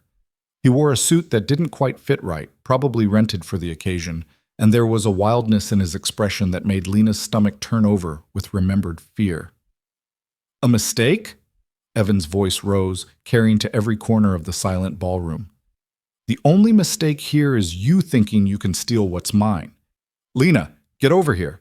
Now, we need to talk about our baby." Lena felt Victor's hand reach back, finding hers, squeezing once in silent communication. "Stay calm. Stay still. Let me handle this." "Mr. Cross, I presume," Victor said, and his voice had dropped into something cold and precise, each word edged with danger. "I've heard a great deal about you, none of it impressive." "I don't give a damn what you've heard." Evan took a step forward, and immediately 2 security guards materialized at his elbows, hands on his arms. He shook them off violently. "Lena and I have history, real history, not whatever arrangement you've bought her into." The implication made Lena's face burn with humiliation. Around them, she could hear the whispers starting, growing louder, speculation spreading like poison through the crowd. Victor's posture didn't change, but Lena felt the shift in him anyway, like a predator deciding whether to strike or wait. "History," he repeated softly. "Is that what you call 2 years of documented abuse? Is that what you call the restraining order Miss Park had to file to keep you from breaking into her apartment at 3 in the morning? Evan's face went purple. "She told you about that? She tell you how she provoked me? How she—" "I've seen the police reports," Victor interrupted, his voice cutting through Evan's bluster like a scalpel. "I've seen the hospital records from the night you dislocated her shoulder. I've seen the photographs she took of the bruises you left on her throat when you tried to strangle her because she burned your dinner." The ballroom erupted in gasps and murmurs. Lena felt her knees go weak, humiliation and rage warring inside her chest. She'd spent 2 years trying to bury that shame, trying to pretend it had happened to someone else. And now Victor was exposing it all in front of the city's elite. But when she looked at the faces around them, she didn't see the judgment she'd expected. She saw shock, yes, but also anger. Anger directed at Evan, not her. The women especially, their expressions hardening as they looked at the man who'd just confessed to violence in his desperate attempt to reclaim control. "Those were lies," Evan sputtered, but his voice had lost its certainty. "She lied to the police to get sympathy, to— And the baby you're claiming is yours?" Victor's voice grew colder still. "The pregnancy that doesn't exist? That medical records from 3 separate doctors confirm has never existed? Are those lies too, Mr. Cross, or are you simply delusional?" Lena saw the moment Evan realized he'd miscalculated. That whatever information he thought he had, whatever leverage he believed the pregnancy gave him, had just evaporated in the face of Victor's prepared counterstrike. "She was at the hospital," Evan insisted, but his voice had gone desperate now. "Someone told me they heard her talking about being pregnant." Ms. Park accompanied her mother to the emergency room 3 weeks ago, Victor said, and now his voice carried to every corner of the ballroom, addressing the crowd as much as Evan. Her mother, who has stage 4 cancer and requires constant medical care that Ms. Park has been paying for by working 3 jobs. A concerned nurse made an assumption based on standard intake questions, and that assumption became a rumor that made its way back to you. Victor took a step forward, and the security guards tightened their grip on Evan's arms. You took that rumor and turned it into a weapon. You stalked Miss Park. You watched my home. You made threatening calls. And tonight, you crashed a private event to publicly humiliate a woman whose only crime was escaping your abuse. Lena could see Evan deflating, could see the reality of the situation dawning on him. He wasn't facing down a vulnerable woman anymore. He was facing Victor Moreau in front of witnesses, and every word out of his mouth was digging the hole deeper. I just want to talk to her, Evan tried, his voice cracking. Just let me talk to Lena, 5 minutes. That's all I need to explain. No. The single word came from Lena herself, and she was as surprised as anyone to hear it. She stepped out from behind Victor, her hand still in his, but her voice her own. No, Evan. You don't get 5 minutes. You don't get 5 seconds. You don't get anything from me ever again. Evan's eyes found hers, and for a moment she saw the man she'd once thought she loved, before the jealousy, before the control, before the violence. Lena, please. I made mistakes, I know that. But we can fix this. We can go back to how things were. I don't want to go back. Lena's voice was steady now, stronger than she'd expected. I don't want the man who told me I was worthless. I don't want the man who made me afraid to speak, to breathe, to exist. That's not love, Evan. It never was. He's using you, Evan said desperately, gesturing at Victor. Can't you see that? You're just another possession to him, another thing to own. You think you're better off with a criminal than with me? I think I'm better off with someone who sees me as a person, Lena said quietly. Someone who asks instead of demands. Someone who's never once raised a hand to me. Victor's grip on her hand tightened fractionally, and she drew strength from it, from the solid presence of him beside her. You're making a mistake, Evan said, but the fight was draining out of him now, replaced by something that looked almost like grief. I love you, Lena. I've always loved you. You love controlling me, Lena corrected. There's a difference. Catherine Rothschild chose that moment to materialize at Victor's other side, her expression carved from ice. Mr. Cross, you're trespassing at a private event. I'm going to have to ask you to leave before I call the police. The police are already here, Victor said, and Lena turned to see 2 uniformed officers entering the ballroom, followed by Marcus. I took the liberty of calling them when my security informed me you'd forced your way past the door. Apparently you assaulted one of the hotel staff to get in. That's battery, Mr. Cross. Evan's face went from purple to white. I didn't assault anyone. I just pushed past. You shoved a 62-year-old doorman hard enough to knock him down, Marcus said, stepping forward with his phone out. I have the security footage right here, along with footage of you stalking Ms. Park, photographing Mr. Moreau's estate, and making threatening phone calls. The police officers moved to either side of Evan, and one of them cleared his throat. Evan Cross, we're placing you under arrest for assault, stalking, and criminal trespass. You have the right to remain silent. Lena watched as they cuffed Evan, as they read him his rights while the ballroom full of society's elite looked on in stunned silence. She waited to feel triumph, or relief, or satisfaction. Instead, she just felt tired. Tired of being afraid, tired of looking over her shoulder. Tired of giving Evan space in her head he hadn't earned. As the police led him toward the exit, Evan looked back at her one last time. This isn't over, Lena. You'll see. You'll come back. You always come back. But Lena didn't respond. She just watched him disappear through the ballroom doors, out of her life with the finality of a door slamming shut. The moment he was gone, the ballroom erupted. Conversation exploded from every corner, voices rising and falling in speculation and gossip. Camera phones that had been recording the entire confrontation were now probably uploading to social media, spreading the story across the internet at the speed of light. Catherine stepped forward, clapping her hands sharply. Ladies and gentlemen, I apologize for the disruption. If we could all return to our tables, the auction portion of our evening is about to begin. She was giving them an out, Lena realized. A chance to pretend the last 10 minutes hadn't happened, to slide back into the comfortable fiction of the charity gala. But Victor had other ideas. He raised his voice just enough to carry across the murmuring crowd. Before we continue, I'd like to say something. The room went quiet again, all eyes on him. Lena felt her pulse spike, wondering what he was going to do, what he was going to say. What you just witnessed was a man attempting to reclaim control over a woman who had the courage to leave him, Victor said, his voice clear and unwavering. A man who believed that lies and intimidation and public humiliation were acceptable tools to get what he wanted. I want to be very clear about my position on this. He turned to look at Lena, and the expression in his eyes made her breath catch. Ms. Park is under my personal protection. Anyone who threatens her, who attempts to harm her, who so much as looks at her wrong, will answer to me. That's not a warning. That's a promise. The weight of those words settled over the ballroom like snow. Lena felt every eye on her, felt the shift in how the room perceived her, not as Victor's temporary companion or his plaything, but as someone he'd just publicly claimed in a way that left no room for misinterpretation. Now, Victor said, turning back to the crowd with a slight smile, let's get back to separating wealthy people from their money for a good cause. Catherine, I believe you mentioned an auction. The tension broke. Laughter rippled through the room, tentative at first, then more genuine. People began moving back to their tables, conversations resuming, the extraordinary moment sliding into the realm of gossip they'd dine out on for weeks. But Lena couldn't move. She stood frozen in the middle of the dance floor, the emerald dress that had felt like armor, now feeling like tissue paper, too thin to protect her from the enormity of what had just happened. Victor's hand touched her elbow gently.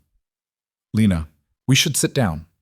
She looked up at him, and everything she'd been holding back threatened to overwhelm her. You told them everything, the hospital records, the police reports, I told them the truth, Victor said quietly. And I made sure everyone in this room knows that you're not a victim to be pitied, but a survivor to be respected. His jaw tightened. If I overstepped, if I exposed more than you wanted, you destroyed him, Lena interrupted, and her voice cracked on the words. In front of everyone, you just destroyed him. Yes. No apology, no justification, just acknowledgement. Lena felt something break open inside her chest, something that had been locked tight for 2 years. Thank you. Victor's expression softened almost imperceptibly. Come on, let's get you sitting down before you fall down. He guided her back to their table, where the other guests were suddenly very interested in their champagne flutes, pointedly not staring even though Lena could feel their curiosity like a physical weight. Victor pulled out her chair, and she sank into it gratefully, her legs shaking with delayed reaction. A server appeared immediately with water, which Victor accepted and pressed into Lena's hands. Drink, slowly. She obeyed, the cool water helping to ground her, to pull her back from the edge of whatever breakdown had been threatening. Around them, the auction began, Catherine's voice bright and persuasive as she cajoled bidders into spending absurd amounts on donated items and experiences. I need to leave, Lena said quietly. I can't sit here and pretend everything's normal after that. Then we'll leave. Victor was already standing, already signaling to Marcus, who materialized at their table within seconds. Everything's arranged, Marcus said in an undertone. Cars out back, away from the main entrance, no press. They slipped out during a particularly enthusiastic bidding war over a weekend in the Hamptons, moving through a service entrance that took them down a back hallway and out into the cool night air. The Mercedes was waiting exactly where Marcus had promised, engine running, back door open. Victor handed Lena into the car first, then slid in beside her. The door closed, and suddenly the chaos of the gala was muffled, reduced to the distant glow of hotel lights through tinted windows. Lena leaned her head back against the leather seat and closed her eyes. She felt wrung out, exhausted in a way that went bone deep. But underneath the exhaustion, there was something else, something that felt almost like freedom. I'm sorry, Victor said after a moment of silence. Lena's eyes opened. For what? For putting you through that. For making it public. He was looking straight ahead, his profile sharp in the dim light filtering through the windows. I knew Cross would try something. I had Marcus plant information about the gala where Cross's contacts would find it. I wanted him to come. The confession should have angered her, should have made her feel manipulated, used. But Lena found she wasn't surprised. Victor was a strategist. Of course, he'd engineered the confrontation, controlled the variables, made sure it happened on his terms in a place where he had all the advantages. You wanted witnesses, she said slowly, understanding. You wanted him to self-destruct in front of people who matter. I wanted him arrested on charges that will stick. Battery caught on camera, stalking with documented evidence, criminal trespass with a ballroom full of witnesses. Victor finally looked at her, and there was something almost apologetic in his expression. A restraining order is just paper. A conviction is prison time. Well, Lena thought about Evan being led away in handcuffs, about the humiliation on his face, about the way his entire narrative had crumbled under the weight of evidence and witnesses. He won't come back. No, Victor agreed. He won't. The car pulled up to the estate's gates, which swung open automatically. Lena watched the familiar grounds appear in the headlights and felt the strangest sense of coming home, even though she'd only lived here for a day. What happens now? She asked as the car stopped in front of the main entrance. Now you decide, Victor said.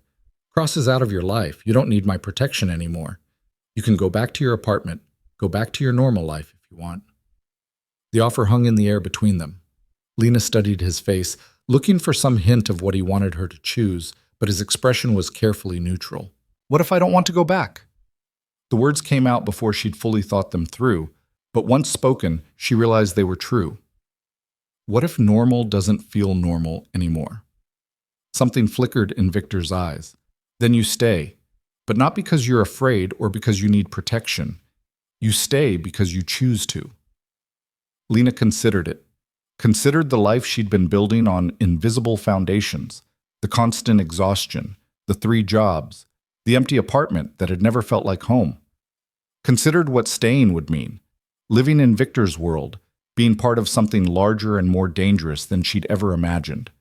Considered the man beside her, who'd seen her at her lowest and hadn't looked away, who'd given her the tools to face her demons and then stood beside her while she did it. I choose to stay, she said quietly. Victor's hand found hers in the darkness of the car, his fingers threading through hers with deliberate care. Then welcome home, Lena Park. The days that followed the gala passed in a strange blur of normalcy and surreality. Evan's arrest made the local news, local man arrested at charity gala after confrontation with crime figure. But the coverage focused more on Victor's public defense of Lena than on the sordid details of her past. Someone had leaked the security footage of Evan shoving the doorman, and that became the story's visual anchor, overshadowing everything else. Lena's mother called from the hospital, having heard about the incident from a gossiping nurse. The conversation had been difficult, painful in the way only conversations with mothers who loved you but didn't understand you could be. You're living with that man? Lena, he's dangerous. Everyone knows what he does. He's been kind to me, Mom. He's helping with your medical bills. I don't want his dirty money paying for my treatment. It's too late for that. The bills are paid. You can focus on getting better. The silence on the other end had been heavy with disapproval and grudging acceptance in equal measure. Mrs. Chen had quietly shifted Lena's official role from household staff to personal assistant, which came with a salary increase that made Lena's eyes water and benefits that included full medical coverage for both her and her mother. When Lena had tried to protest, Mrs. Chen had simply said, "Mr. Moreau takes care of his people. Learn to accept it gracefully." Learning to accept it was harder than it sounded. Lena had spent her entire adult life scraping by, and the sudden absence of financial stress felt almost disorienting. She caught herself checking her bank account obsessively, half expecting the money to disappear, to discover it had all been a dream. But it was real. All of it was real. Victor kept his distance in a way that was both respectful and frustrating. He was away most days handling business.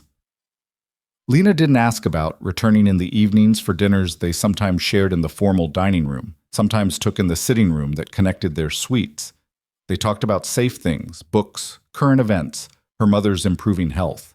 They didn't talk about the gala or Evan, or the fact that Lena was living in his home, playing a role that had shifted from necessity to something neither of them seemed ready to define.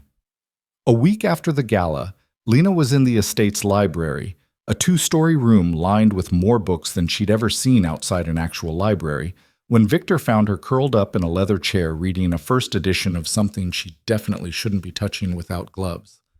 "I've been looking for you," he said from the doorway. Lena looked up, carefully marking her place. "Sorry. Mrs. Chen said I could use the library whenever I wanted." "You can. This is your home. You don't need permission." He moved into the room, hands in his pockets, looking less formal than usual in dark jeans and a gray sweater. "I have news about Cross." Lena's stomach tightened. "What kind of news?" He took a plea deal, 5 years for assault and stalking, with a permanent restraining order after his release. Victor settled into the chair across from hers, his long legs extending into the space between them. His lawyer tried to argue mitigating circumstances, but the video evidence was too damning. 5 years. Lena tried to process what that meant, how it felt. "That's really over then. He's really gone." "Really gone," Victor confirmed. "You're safe, Lena. Completely safe." The words should have brought relief. Instead, they brought a strange sort of grief, not for Evan, but for the years she'd lost to fear, for the version of herself that had believed she deserved his treatment. "Hey," Victor's voice had softened. "Talk to me. What's going on in that head of yours?" Lena set the book aside carefully. "I was just thinking about who I was when I was with him, how small I made myself, how I let him convince me that I was lucky he put up with me." "You survived him. That's not small. That's steel." "I ran away and hid. That's not steel." "You rebuilt your life from nothing. You took care of your mother when you could barely take care of yourself. You worked 3 jobs and still found the energy to be kind to people who were invisible to everyone else." Victor leaned forward, elbows on his knees, holding her gaze. "That's the definition of steel, Lena. Just because you didn't fight back doesn't mean you weren't fighting." Lena felt her throat tighten with emotion she didn't quite know how to process. "Why do you care? Really? You could have just had Marcus deal with Evan quietly. You didn't need to get personally involved." Victor was quiet for a long moment, and Lena watched him choose his words with the same care he probably used when negotiating deals worth millions.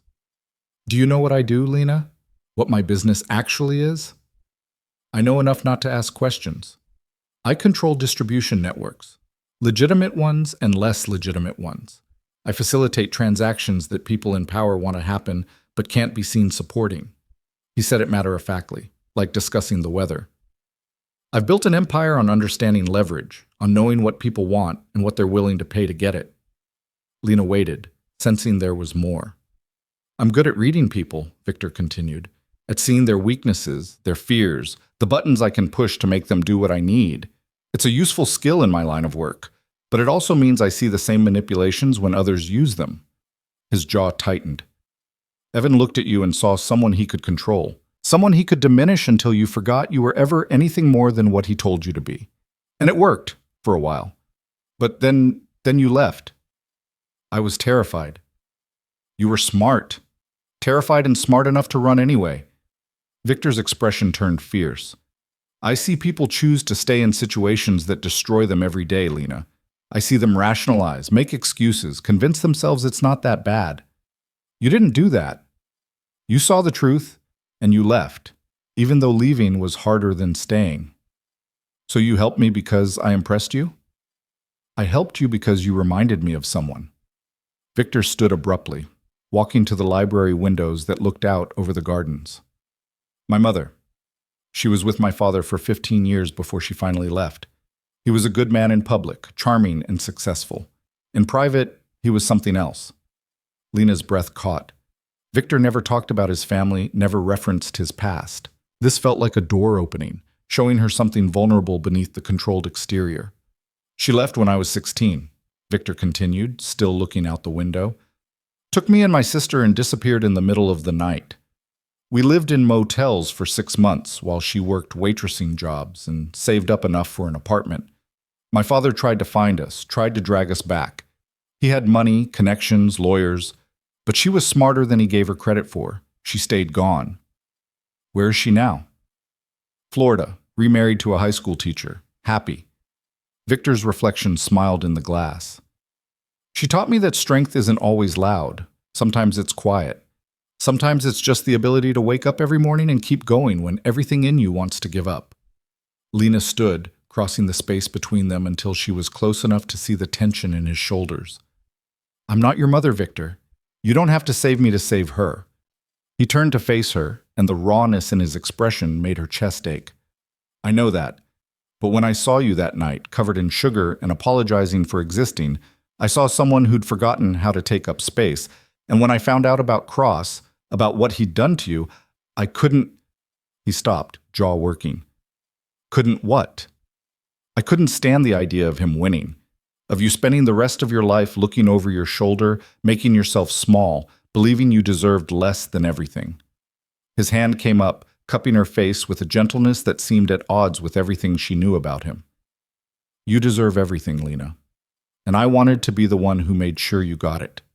Lena's heart was hammering so hard she could hear it in her ears. They were standing too close, close enough that she could feel the heat radiating from his body, could count the flecks of silver in his gray eyes.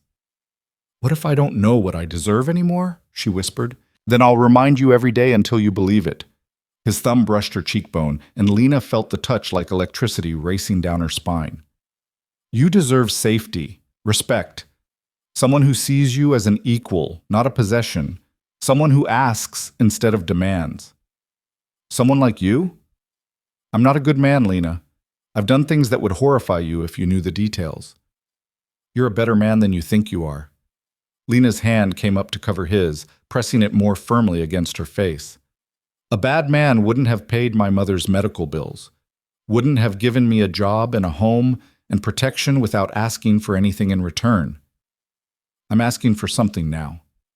Victor's voice had dropped to something rough, almost pained. What?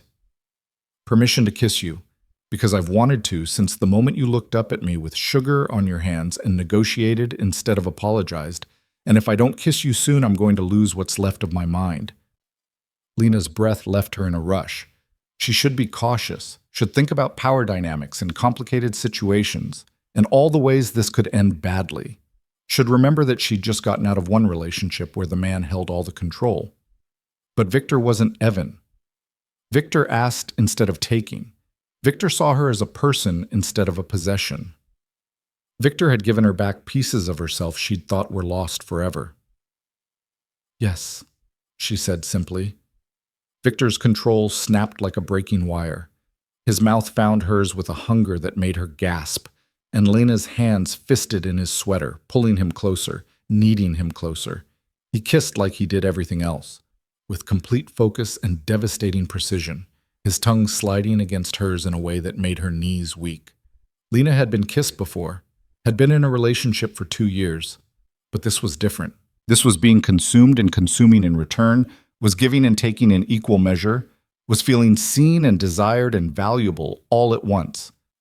When Victor finally pulled back, they were both breathing hard, and Lena's lips felt swollen and sensitive. He rested his forehead against hers, his hands spanning her waist, holding her steady. I've been trying so hard to be honorable, he said roughly, to give you space, to not push, to let you heal, but you make it very difficult to be honorable, Lena Park. Maybe I don't want you to be honorable. The words came out breathless, bold, more honest than she'd intended. Victor's laugh was low and dark. Dangerous thing to say to a man who's wanted you since the first moment he saw you. You wanted me when I was covered in cleaning solution and holding a mop? I wanted you when you were invisible to everyone else, when you were trying so hard not to exist that you barely left a shadow. His thumb traced her lower lip, and Lena's breath hitched. I wanted to be the one who made you visible again, who reminded you that you were worth seeing. Lena felt something crack open inside her chest, some last wall of defense crumbling. I'm terrified, she admitted. Of me? Of this. Of wanting something good and having it turn bad. Of not recognizing the warning signs until it's too late. Victor's expression turned serious. I'm not Evan. I will never raise a hand to you. I will never make you feel small or worthless or less than extraordinary. And if I ever cross a line, if I ever make you uncomfortable or scared, you walk away. No apologies, no explanations needed. You just walk. And if I don't want to walk, if I want to stay and fight back and tell you when you're wrong, then you do that. His smile was crooked, almost boyish. I like it when you fight back. It's refreshing. Lena found herself smiling despite the fear still curled in her stomach. You're very strange, Victor Moreau. And you're very brave, Lena Park. He kissed her again, softer this time, sweeter, like a promise instead of a claim. Stay with me, not because you're afraid or because you need protection. Stay because you want to, because you see me and I see you, and that's worth exploring. Lena thought about it, about the life she could have if she walked away now, safe, simple, normal, about the life she could have if she stayed, complicated, dangerous, extraordinary, about the man in front of her who'd seen her at her worst and hadn't looked away. I want to stay, she said. Victor's smile was brilliant, transforming his face from dangerous to devastating. Then stay, and let me show you what it's like to be seen. He kissed her again, and Lena kissed back, pouring everything she couldn't say into the press of her mouth against his. Fear and hope and want and trust, all tangled together into something new, something that felt like the beginning of a story instead of the end of one. Outside the library windows, the sun was setting, painting the gardens in shades of gold and amber. Inside, Lena Park stopped being invisible and started being seen, started being wanted, started being everything she'd forgotten she could be. And in the arms of a man who'd built an empire on understanding value, she began to understand her own worth. The kiss in the library changed everything and nothing all at once. Lena woke the next morning in her own bed, in her own suite, with sunlight streaming through windows that overlooked gardens she was still getting used to calling home. But the memory of Victor's mouth on hers, the way he'd held her like she was something precious and powerful at the same time, sat in her chest like a warm stone. She touched her lips, remembering, and felt heat climb her neck. A knock at the connecting door made her jump. "Lena, are you awake?" Victor's voice, rough with morning, did things to her nervous system that probably weren't appropriate before coffee. "I'm awake," she called back. Suddenly aware that she was wearing an oversized t-shirt and nothing else, her hair probably a disaster. "Give me 5 minutes? Take your time. I'll be in the sitting room." Lena scrambled out of bed, washing her face and brushing her teeth with record speed. She pulled on jeans and a sweater, ran a brush through her hair, and tried not to look like someone who'd spent half the night replaying a kiss instead of sleeping. She found Victor in the sitting room that connected their suites, already dressed in dark slacks and a navy shirt, reading something on his tablet while coffee steamed from the cup at his elbow. He looked up when she entered, and the smile that crossed his face was soft and private, meant only for her. "Good morning," he said. "Morning."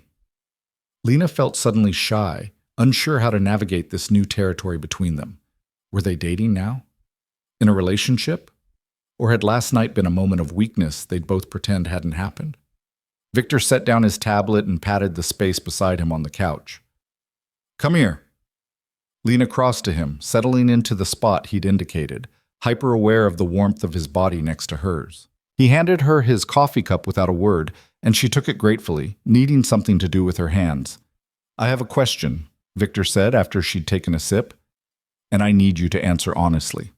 Lena's stomach clenched. "Okay. Do you regret last night?"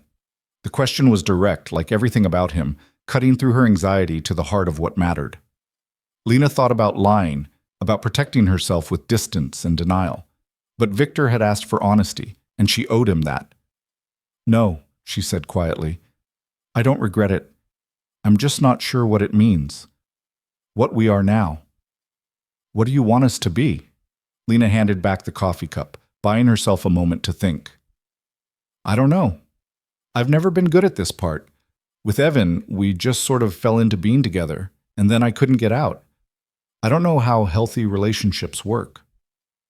"Then we'll figure it out together," Victor said simply. "Because I've never been particularly good at this either. I know business, I know strategy, I know how to read a room and close a deal. But this?" He gestured between them. This is new territory for me, too. The admission made something loosen in Lena's chest. You've never had a girlfriend. I've had companions, arrangements, mutually beneficial relationships that looked good in public and asked nothing of me in private. His jaw tightened slightly. I've never had someone I actually wanted to come home to, someone whose opinion mattered more than their appearance on my arm. Lena studied his face, looking for deception, but all she saw was raw honesty. So what are we doing here, Victor? I'd like to date you, he said. And there was something almost vulnerable in how he said it, like he was offering something he wasn't sure she'd accept. Properly. Not as my employee or my charge or someone I'm protecting from an ex, but as a woman I'm interested in getting to know better. A woman I'd like to see if I can build something real with. Lena's heart did something complicated in her chest. That sounds terrifying. It does, Victor agreed, but I think it might be worth it anyway. She thought about all the reasons this was a bad idea. The power imbalance, his dangerous business, the fact that she was still learning how to trust her own judgment after Evan. But she also thought about how Victor looked at her, how he listened when she talked, how he'd given her back her strength instead of taking it away. Okay, she said. Let's try. But I have conditions. Victor's eyebrow arched, and there was amusement in his expression now. You seem to have a lot of those. I'm serious. If we're going to do this, I need to know it's real. Not a power game, not charity, not you feeling sorry for me. I don't feel sorry for you, Lena. I'm in awe of you. There's a difference. The words made her breath catch, but she pushed forward. I need honesty, complete honesty. If something's bothering you, if you're losing interest, if this isn't working for you, I need you to tell me. I can't handle wondering, second-guessing, trying to read between lines. Done, Victor said immediately. What else? I need space to be my own person, to have my own money, my own interests, my own life that isn't just an extension of yours. You already have that. The job is real, Lena. The salary is what anyone with your skills and discretion would earn. You're not dependent on me. And I need to be able to walk away. The words came out harder than she'd intended. If this doesn't work, if we're not right for each other, I need to know I can leave without losing everything. My job, my home, my mother's medical care. I can't be trapped again. Victor's expression turned serious. Listen to me very carefully. Your mother's medical expenses are covered, contract signed, legally binding, whether you're with me or not. The job is yours as long as you want it, and if you decide you don't want it, I'll write you a recommendation that will get you hired anywhere. And the guest suite is yours for as long as you need it, relationship or no relationship. He leaned closer, holding her gaze. You're not trapped, Lena. You never will be. Not by me. Lena felt tears prick her eyes and blinked them back furiously. Why are you being so reasonable about this? Because I watched my mother stay with my father for years because she thought she couldn't afford to leave. Because I've seen what happens when love becomes a cage. His hand found hers, threading their fingers together. I want you to choose to be with me every single day. Not because you have to, but because you want to. And if there's ever a day you don't want to anymore, I want you to have the freedom to walk away. It was everything Lena had needed to hear, everything she hadn't known how to ask for. She squeezed his hand, feeling the solid strength of him, the steadiness she was beginning to rely on. So we're doing this, she said. Dating, like normal people. I'm not sure either of us qualifies as normal, Victor said dryly. But yes, we're doing this. He leaned in and kissed her, soft and sweet and promising, and Lena kissed back, letting herself fall into it, letting herself trust. When they broke apart, Victor's phone was buzzing insistently on the table. He glanced at it and sighed. Marcus, I have to take this. Go, Lena said. I should check on my mother anyway. She left him talking in low tones about shipments and territories, things she didn't understand and wasn't sure she wanted to. In her suite, she called the hospital and spent 20 minutes talking to her mother, who was having a good day, who sounded stronger than she had in weeks. The new treatment is working, her mother said, and there was wonder in her voice. Doctor, Shaw says if it keeps working like this, I might be able to come home in a few months. Home. Lena didn't know where that was anymore. The apartment she'd been renting was long gone. The lease expired, her few possessions in storage. Home was this estate, these rooms, this strange new life she was building. "That's wonderful, Mom," Lena said, meaning it. "We'll figure out the logistics when the time comes." After hanging up, Lena found herself restless, unable to settle. She wandered through the estate, still learning its geography, still surprised by the sheer size of it. She found Mrs. Chen in the kitchen supervising the preparation of lunch, and the older woman took one look at Lena's face and shooed the other staff out. "You have the look of someone who needs to talk," Mrs. Chen said, pulling out a chair at the kitchen's small table. "Sit." Lena sat, grateful for the directness. "Victor and we're trying to date, like a real relationship." "About time," Mrs. Chen said calmly, pouring them both tea. "He's been mooning over you for weeks. It was getting embarrassing." "He has not been mooning. He rearranged his entire schedule so he could have dinner with you. He asked me what your favorite foods were. He personally selected that emerald necklace because he thought it would match your eyes." Mrs. Chen leveled her with a knowing look. "Trust me, he's been mooning." Lena felt heat climb her cheeks. "I'm terrified I'm going to screw this up." "You probably will. He probably will too. That's what relationships are. Two people screwing up and figuring out how to fix it together." Mrs. Chen sipped her tea thoughtfully. "But I'll tell you something about Mr. Moreau. I've worked for him for 10 years. I've seen him with dozens of women, and none of them lasted more than a few months because none of them were real to him. They were decorations, arm candy, business arrangements. And I'm different? You're the first one he's introduced to his mother." Lena's teacup froze halfway to her mouth. "What?" "He called her yesterday, told her about you. She's flying in next week to meet you." Mrs. Chen's smile was slight but genuine. "He's never done that before. Not once in the 10 years I've known him." The information settled over Lena like a weighted blanket, comforting and terrifying all at once. Meeting his mother felt huge, significant, like a declaration of intent that Lena wasn't sure she was ready for. "I'm going to mess this up," she said quietly. "I'm going to say something wrong, or be too nervous, or you're going to be yourself, which is exactly what Mr. Moreau wants." Mrs. Chen reached across the table and squeezed Lena's hand. "Stop trying to be what you think people want. Just be who you are." That's been enough so far, hasn't it? Lena thought about Victor asking to kiss her, about the way he looked at her like she was solving equations he'd been trying to work out for years. I guess it has. Then trust it. Trust him. And trust yourself. Mrs. Chen stood, smoothing her apron. "Now, since you're going to be around more permanently, we should discuss your role in the household. The personal assistant title was a polite fiction. What do you actually want to do with your time?" It was a good question. Lena had been so focused on survival for so long that she'd never thought about what came after. "I'd like to go back to school," she heard herself say. "Finish my degree. Maybe study business management." "Then that's what you'll do. I'll have the arrangements made." Mrs. Chen said it like it was simple, like dreams could just materialize with the right resources. Maybe they could. Maybe that was what having money and support actually meant.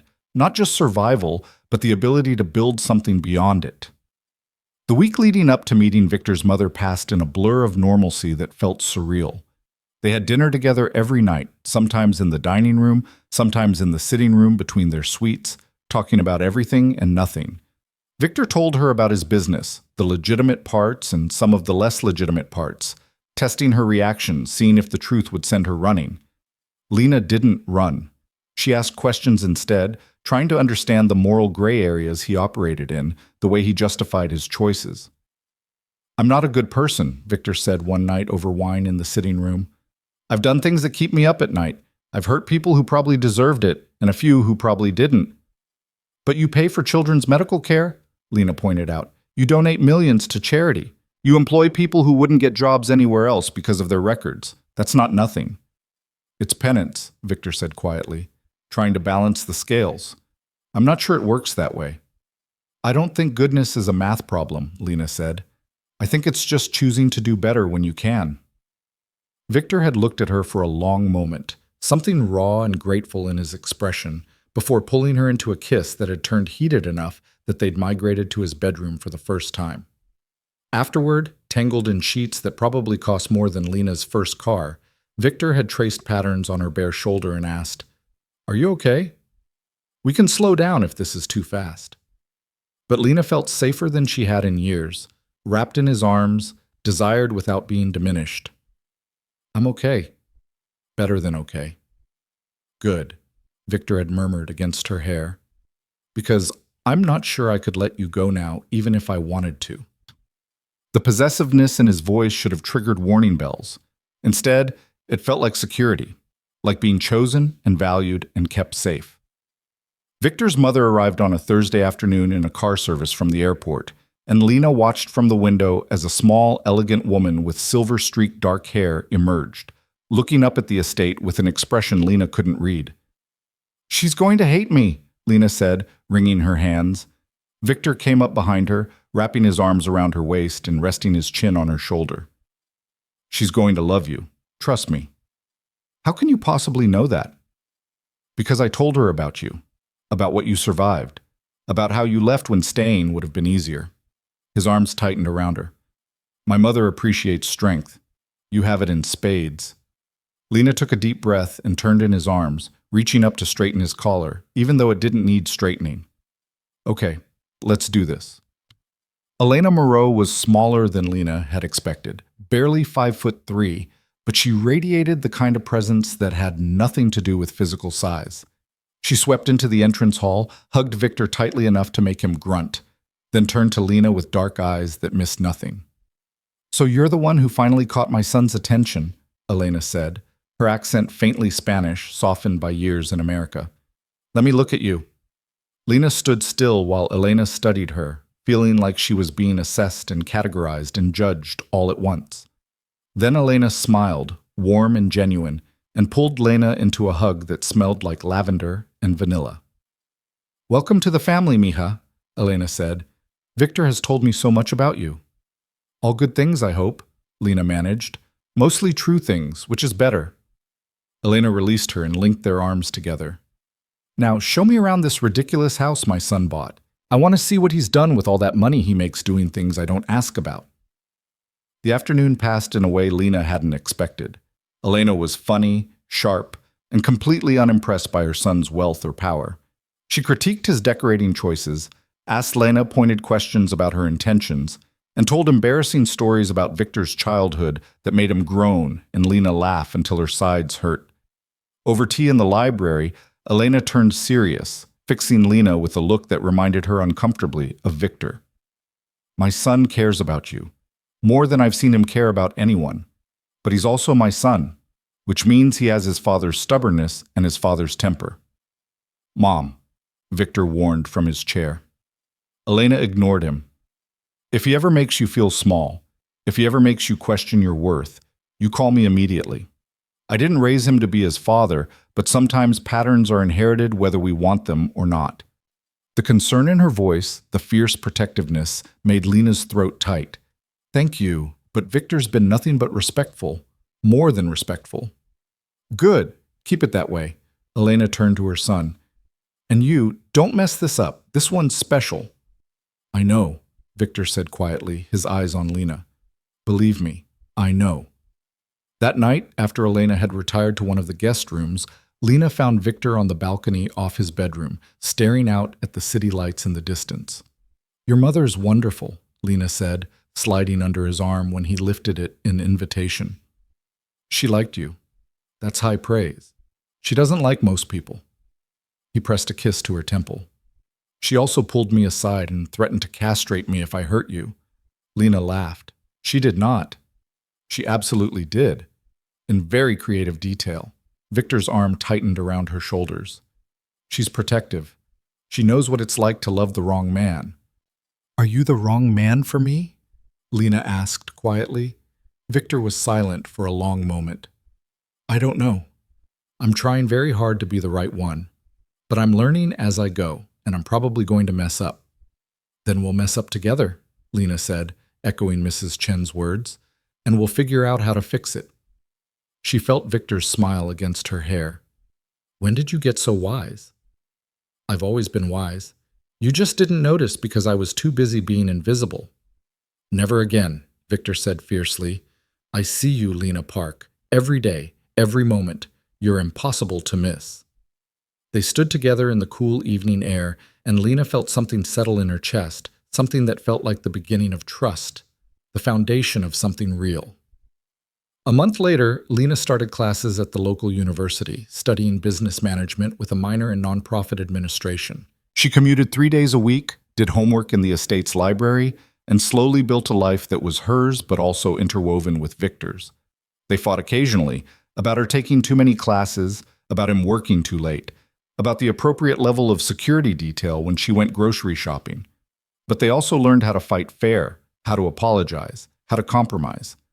Lena met with a therapist Victor's mother recommended, working through the trauma Evan had left behind, learning to recognize the difference between control and care, between possession and partnership. And slowly, carefully, she began to believe that maybe she deserved good things, that maybe survival wasn't the ceiling but the floor, and there was room above it to build something beautiful. 3 months into their relationship, Lena woke one morning feeling off, nauseous in a way that had nothing to do with the dinner they'd eaten the night before. She made it to the bathroom just in time, and afterwards sat on the cool tile floor, her mind racing through possibilities. It couldn't be. They'd been careful, mostly careful. There'd been that one night when careful had been the last thing on either of their minds, when want had overridden sense. Lena pulled out her phone and searched for the nearest pharmacy, then sent a text to Mrs. Chen asking for a car to take her on an errand. She didn't want to involve Victor, not until she knew for sure, not until she'd processed what this might mean.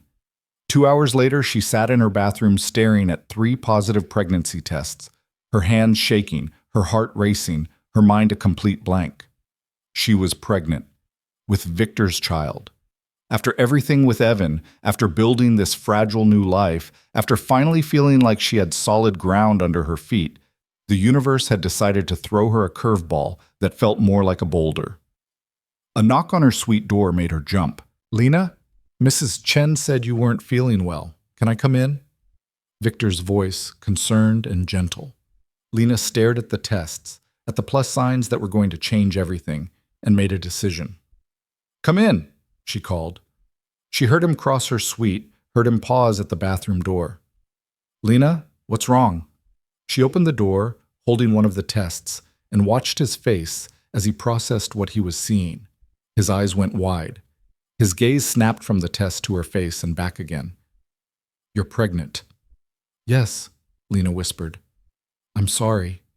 I know this wasn't planned. I know it's too soon. I know—" Victor crossed the space between them in 2 strides and pulled her into his arms, holding her so tightly she could barely breathe.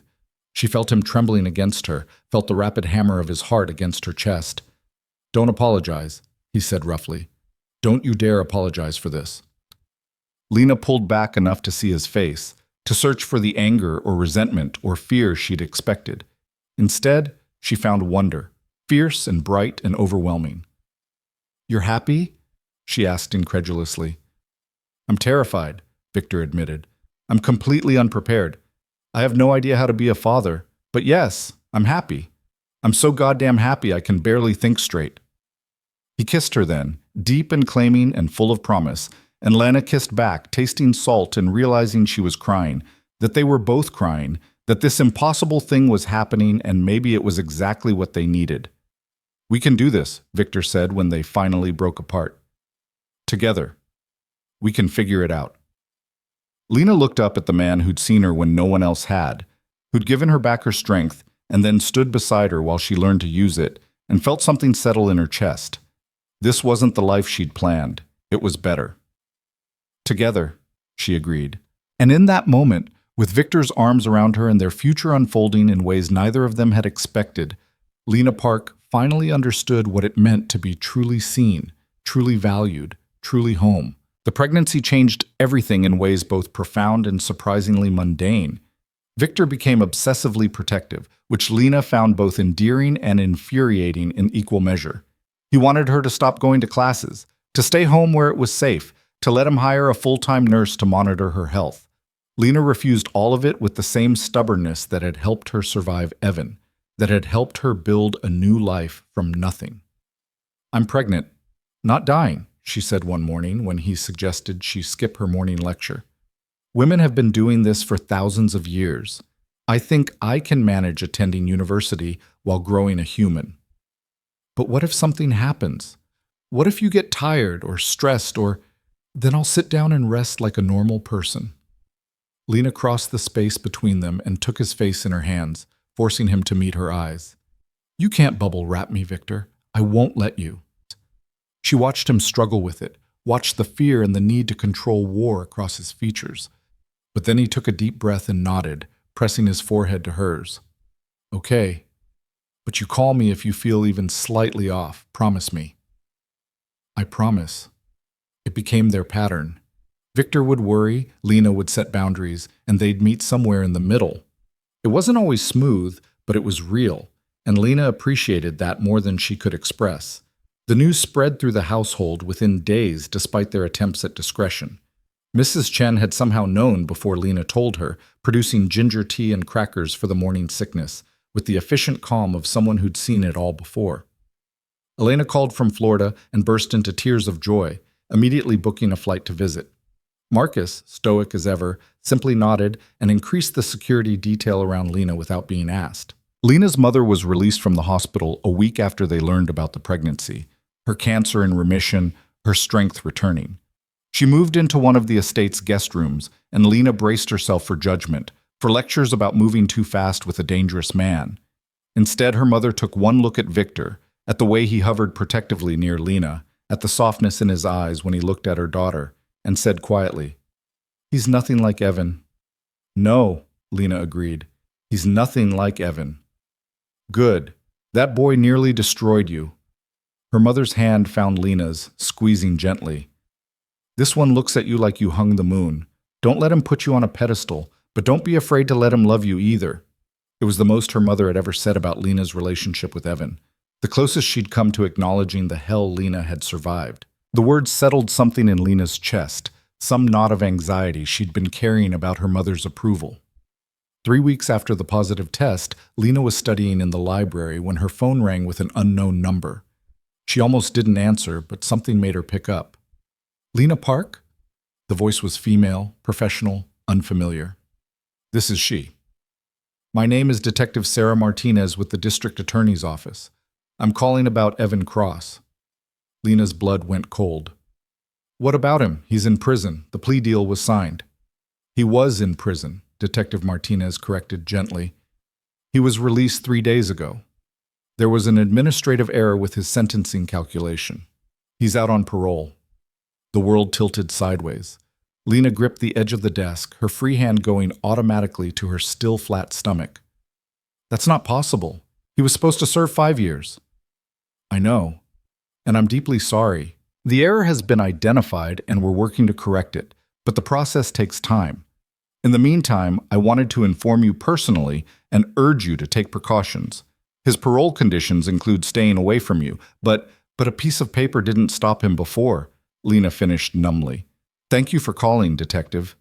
She hung up and sat frozen, her mind racing through implications and possibilities and fears. Evan was out. Evan knew about the pregnancy by now. It had been in several gossip columns, speculation about Victor Moreau's mysterious girlfriend expecting his child. Evan would see that as the ultimate betrayal, the final insult. "Lena?" She looked up to find Victor in the doorway, his expression already shifting from casual to concerned as he read her face. "What happened?" "Evan's out." The words came out flat, emotionless. "Administrative error. They let him out early." Victor's expression went glacial. He pulled out his phone, already dialing. "Marcus, conference room, now. We have a situation." Within an hour, Lena found herself sitting at a table in Victor's home office, surrounded by security personnel, lawyers, and Detective Martinez on speakerphone. They discussed options, protocols, contingency plans. Victor wanted Lena confined to the estate. The lawyers recommended filing for an emergency restraining order. Marcus suggested hiring additional security. Lena listened to them talk about her, around her, as though she were a problem to be solved rather than a person with agency. The familiar feeling of being controlled, of decisions being made for her, crept up her spine like ice water. "Stop," she said quietly. The conversation continued. "Stop," she repeated, louder this time. Victor's hand found hers under the table, squeezing gently. "Everyone, give us a moment." The room cleared in under a minute, leaving them alone. Victor turned to her, his expression unreadable. "Tell me what you're thinking." "I'm thinking that I didn't escape one controlling relationship just to end up in another, where everyone makes decisions about my safety without asking what I want." Lena pulled her hand from his, needing the space to think clearly. "I appreciate the concern. I do. But I need to have a say in this." "Of course you do." Victor's voice was carefully neutral. "What do you want?" "I want to stop hiding. I want to stop letting Evan Cross dictate how I live my life." Lena stood, pacing to the window that overlooked the gardens. "He's been controlling me for years, Victor. When we were together, after we broke up, even from prison. He's been this shadow I can't escape, this fear that lives in my chest, and I'm done." "What are you proposing?" Lena turned to face him, and she felt the decision crystallize in her mind with perfect clarity. "I want to make a statement, a real one. I want to go public with my story, on my terms, so it's not whispers and speculation and rumors. I want everyone to know exactly what Evan Cross is and exactly what he did." Victor's jaw tightened. "That will make you a target. Every detail of your life will be picked apart by strangers. You'll be judged, criticized, questioned about why you stayed, why you left, every choice you made." "I know, but I'll be doing it on my terms, not having it exposed in bits and pieces, not living in fear of when he'll strike next." Lena crossed back to him, kneeling so they were eye to eye. "I survived him, Victor. I'm not just a victim. I'm a survivor, and I want people to know the difference." She watched him process it, watched the protective instinct war with respect for her autonomy. Finally, he nodded slowly. "Okay, if that's what you want, then that's what we'll do. But we do it smart. Controlled interview, reputable journalist, recorded so nothing can be taken out of context. And I want you there," Lena added. "I want people to see us together, to understand that this baby isn't a mistake or something to be ashamed of. That I chose this life, chose you, chose to build something new." Something fierce and possessive flashed in Victor's eyes. "Are you sure about this? Once it's out there, you can't take it back." "I've never been more sure of anything." Lena took his hands in hers. "Evan controlled my narrative for too long. It's time I took it back." The interview was scheduled for the following week with a journalist Victor's team had carefully vetted. Catherine Rothschild offered her home as a neutral location, and her publicist helped coordinate the logistics. The night before the interview, Lena couldn't sleep. She lay in bed staring at the ceiling, her mind racing through everything she wanted to say, everything she was afraid of revealing. Around midnight, she gave up and padded through the connecting door to Victor's suite. She found him at his desk, working despite the late hour. He looked up when she entered, and something in his expression softened. "Can't sleep?" "Too much in my head." Lena crossed to him, and he pulled her into his lap without hesitation, wrapping his arms around her waist. "What if I mess this up? What if I say something wrong, or cry, or make everything worse?" "Then you'll be human. That's not a flaw, Lena. That's what will make people listen." His hand splayed across her stomach, where the smallest hint of a curve was just beginning to show. "You're the strongest person I know. You're going to be fine." "How can you be so sure?" "Because I've watched you survive things that would have broken most people. Because you chose to leave instead of stay. Because you're sitting here worrying about messing up instead of hiding from the hard thing." He pressed a kiss to her temple. "That's not weakness. That's courage." Lena leaned back against him, drawing strength from his solid presence. "I'm glad you're going to be there." "There's nowhere else I'd rather be." The interview took place in Catherine's elegant sitting room, cameras discreetly positioned. The journalist, a woman named Rebecca Chen, who'd built her career on sensitive, nuanced storytelling, sitting across from them with kind eyes and a recording device. Rebecca started with easy questions: how they met, what had attracted them to each other, the pregnancy news, and how they'd reacted. Lena answered honestly, her hand in Victor's, feeling his steady presence grounding her. Then Rebecca shifted, her expression turning more serious. Lena, there's been a lot of speculation about your relationship with Evan Cross. Can you tell me about that? This was it. The moment she either owned her story or let others define it for her. Lena took a deep breath and began to speak. She told the truth. All of it. The slow progression from charming to controlling, the jealousy that had seemed flattering at first, then suffocating. The first time Evan had shoved her, how he'd apologized so profusely she'd convinced herself it was an accident. The escalation. The fear. The night she'd finally left, taking only what she could carry and running before he came home.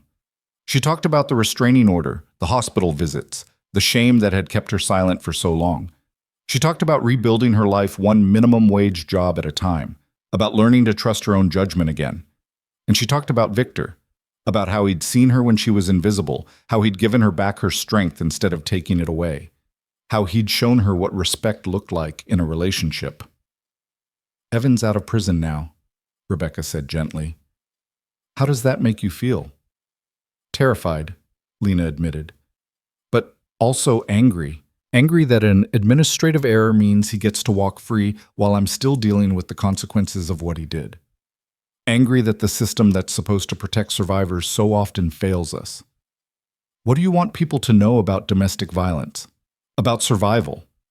Lena looked directly at the camera, thinking about all the women watching who might be living through their own version of her nightmare. I want them to know that leaving is possible. It's hard, it's terrifying, you might lose everything, but it's possible. And I want them to know that what happened to you doesn't define you. You're not damaged or broken or less than. You're a survivor, and that makes you stronger than you realize. She felt Victor's hand tighten on hers, felt the support radiating from him. And to the abusers, Lena continued, her voice steady and strong, I want you to know that we're not your property. We're not yours to control or diminish or destroy. We're human beings with value and dignity, and we deserve better than what you've given us. You don't get to define our stories anymore. We do. When the interview wrapped 2 hours later, Lena felt wrung out but lighter somehow, as though speaking the truth had released something she'd been carrying for years. The interview aired 3 days later on prime time. Lena watched it with Victor, her mother, Elena, and Mrs. Chen gathered in the sitting room. She barely recognized herself on screen, this poised, articulate woman talking about trauma with such clarity and strength. You did beautifully, her mother said, tears streaming down her face. I'm so proud of you, sweetheart. The response was immediate and overwhelming. Social media exploded with support, with other survivors sharing their own stories, with praise for Lena's courage. The interview was shared thousands of times, trending on multiple platforms, sparking conversations about domestic violence and the failures of the justice system. But not all the response was positive. There were the expected trolls, the victim blamers, the people who questioned why she'd stayed, why she'd left, why she was with Victor now. Lena read some of the comments before Victor gently took her phone away. Don't torture yourself, he said. You can't control how people react. You can only control your truth, and you told it perfectly. 2 days after the interview aired, Detective Martinez called again. Ms. Park, I wanted to inform you that Evan Cross has been taken back into custody.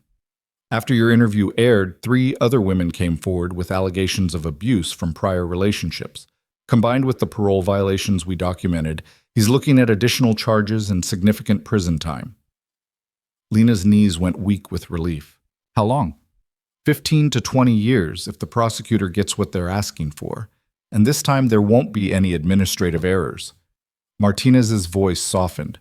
What you did, going public like that, it gave other survivors the courage to speak up. You might have just saved lives, Ms. Park. After hanging up, Lena found Victor in his office and told him the news.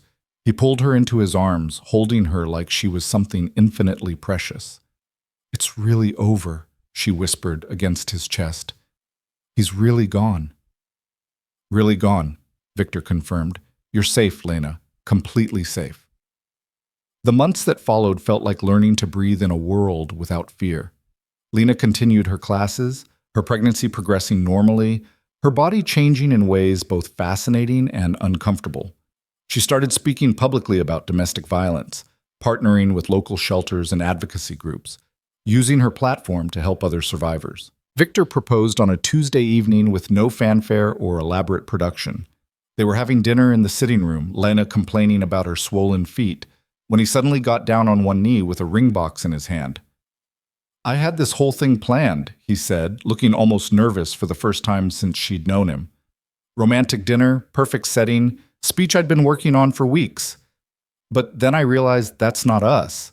We're takeout in our pajamas and honest conversations and building something real in the middle of chaos." Lena's heart was hammering so hard she could hear it in her ears. "I love you, Lena Park. I love your strength and your stubbornness and the way you refuse to let anyone make you small. I love that you challenge me and call me on my bullshit and make me want to be better than I am." He opened the box to reveal a simple platinum band with a single diamond. "I want to spend the rest of my life earning the privilege of standing beside you. Will you marry me?"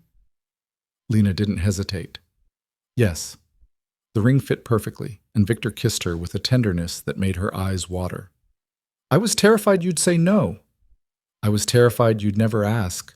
Lena laughed through tears. "I love you too, Victor Moreau, even when you're overprotective and controlling and impossible." "Especially then?" "Especially then." They married 2 months later in a small ceremony in the estate's gardens, surrounded by the people who mattered. Lena's mother walked her down the aisle, beaming with health and happiness. Elena cried through the entire ceremony. Mrs. Chen coordinated everything with military precision, and Victor looked at Lena like she was the answer to questions he'd spent his whole life asking. When the officiant pronounced them married, when Victor kissed her in front of their gathered family and friends, Lena felt something shift in her chest. This was home. This man, this life, this future they were building together. This was home in a way nothing else had ever been. Their daughter was born 6 weeks later, a week early and impatient to meet the world. Victor held Lena's hand through 18 hours of labor, looking more terrified than she'd ever seen him. And when the doctor finally placed their daughter in Lena's arms, they both cried. "She's perfect," Victor whispered, his finger tracing their daughter's tiny hand. "What should we name her?" They'd discussed names for months without settling on anything, but looking at her daughter's face, seeing the perfect combination of herself and Victor in those delicate features, Lena knew. "Hope," she said. "Her name is Hope." Victor's eyes met hers, understanding the significance. Hope for a better future. Hope for healing.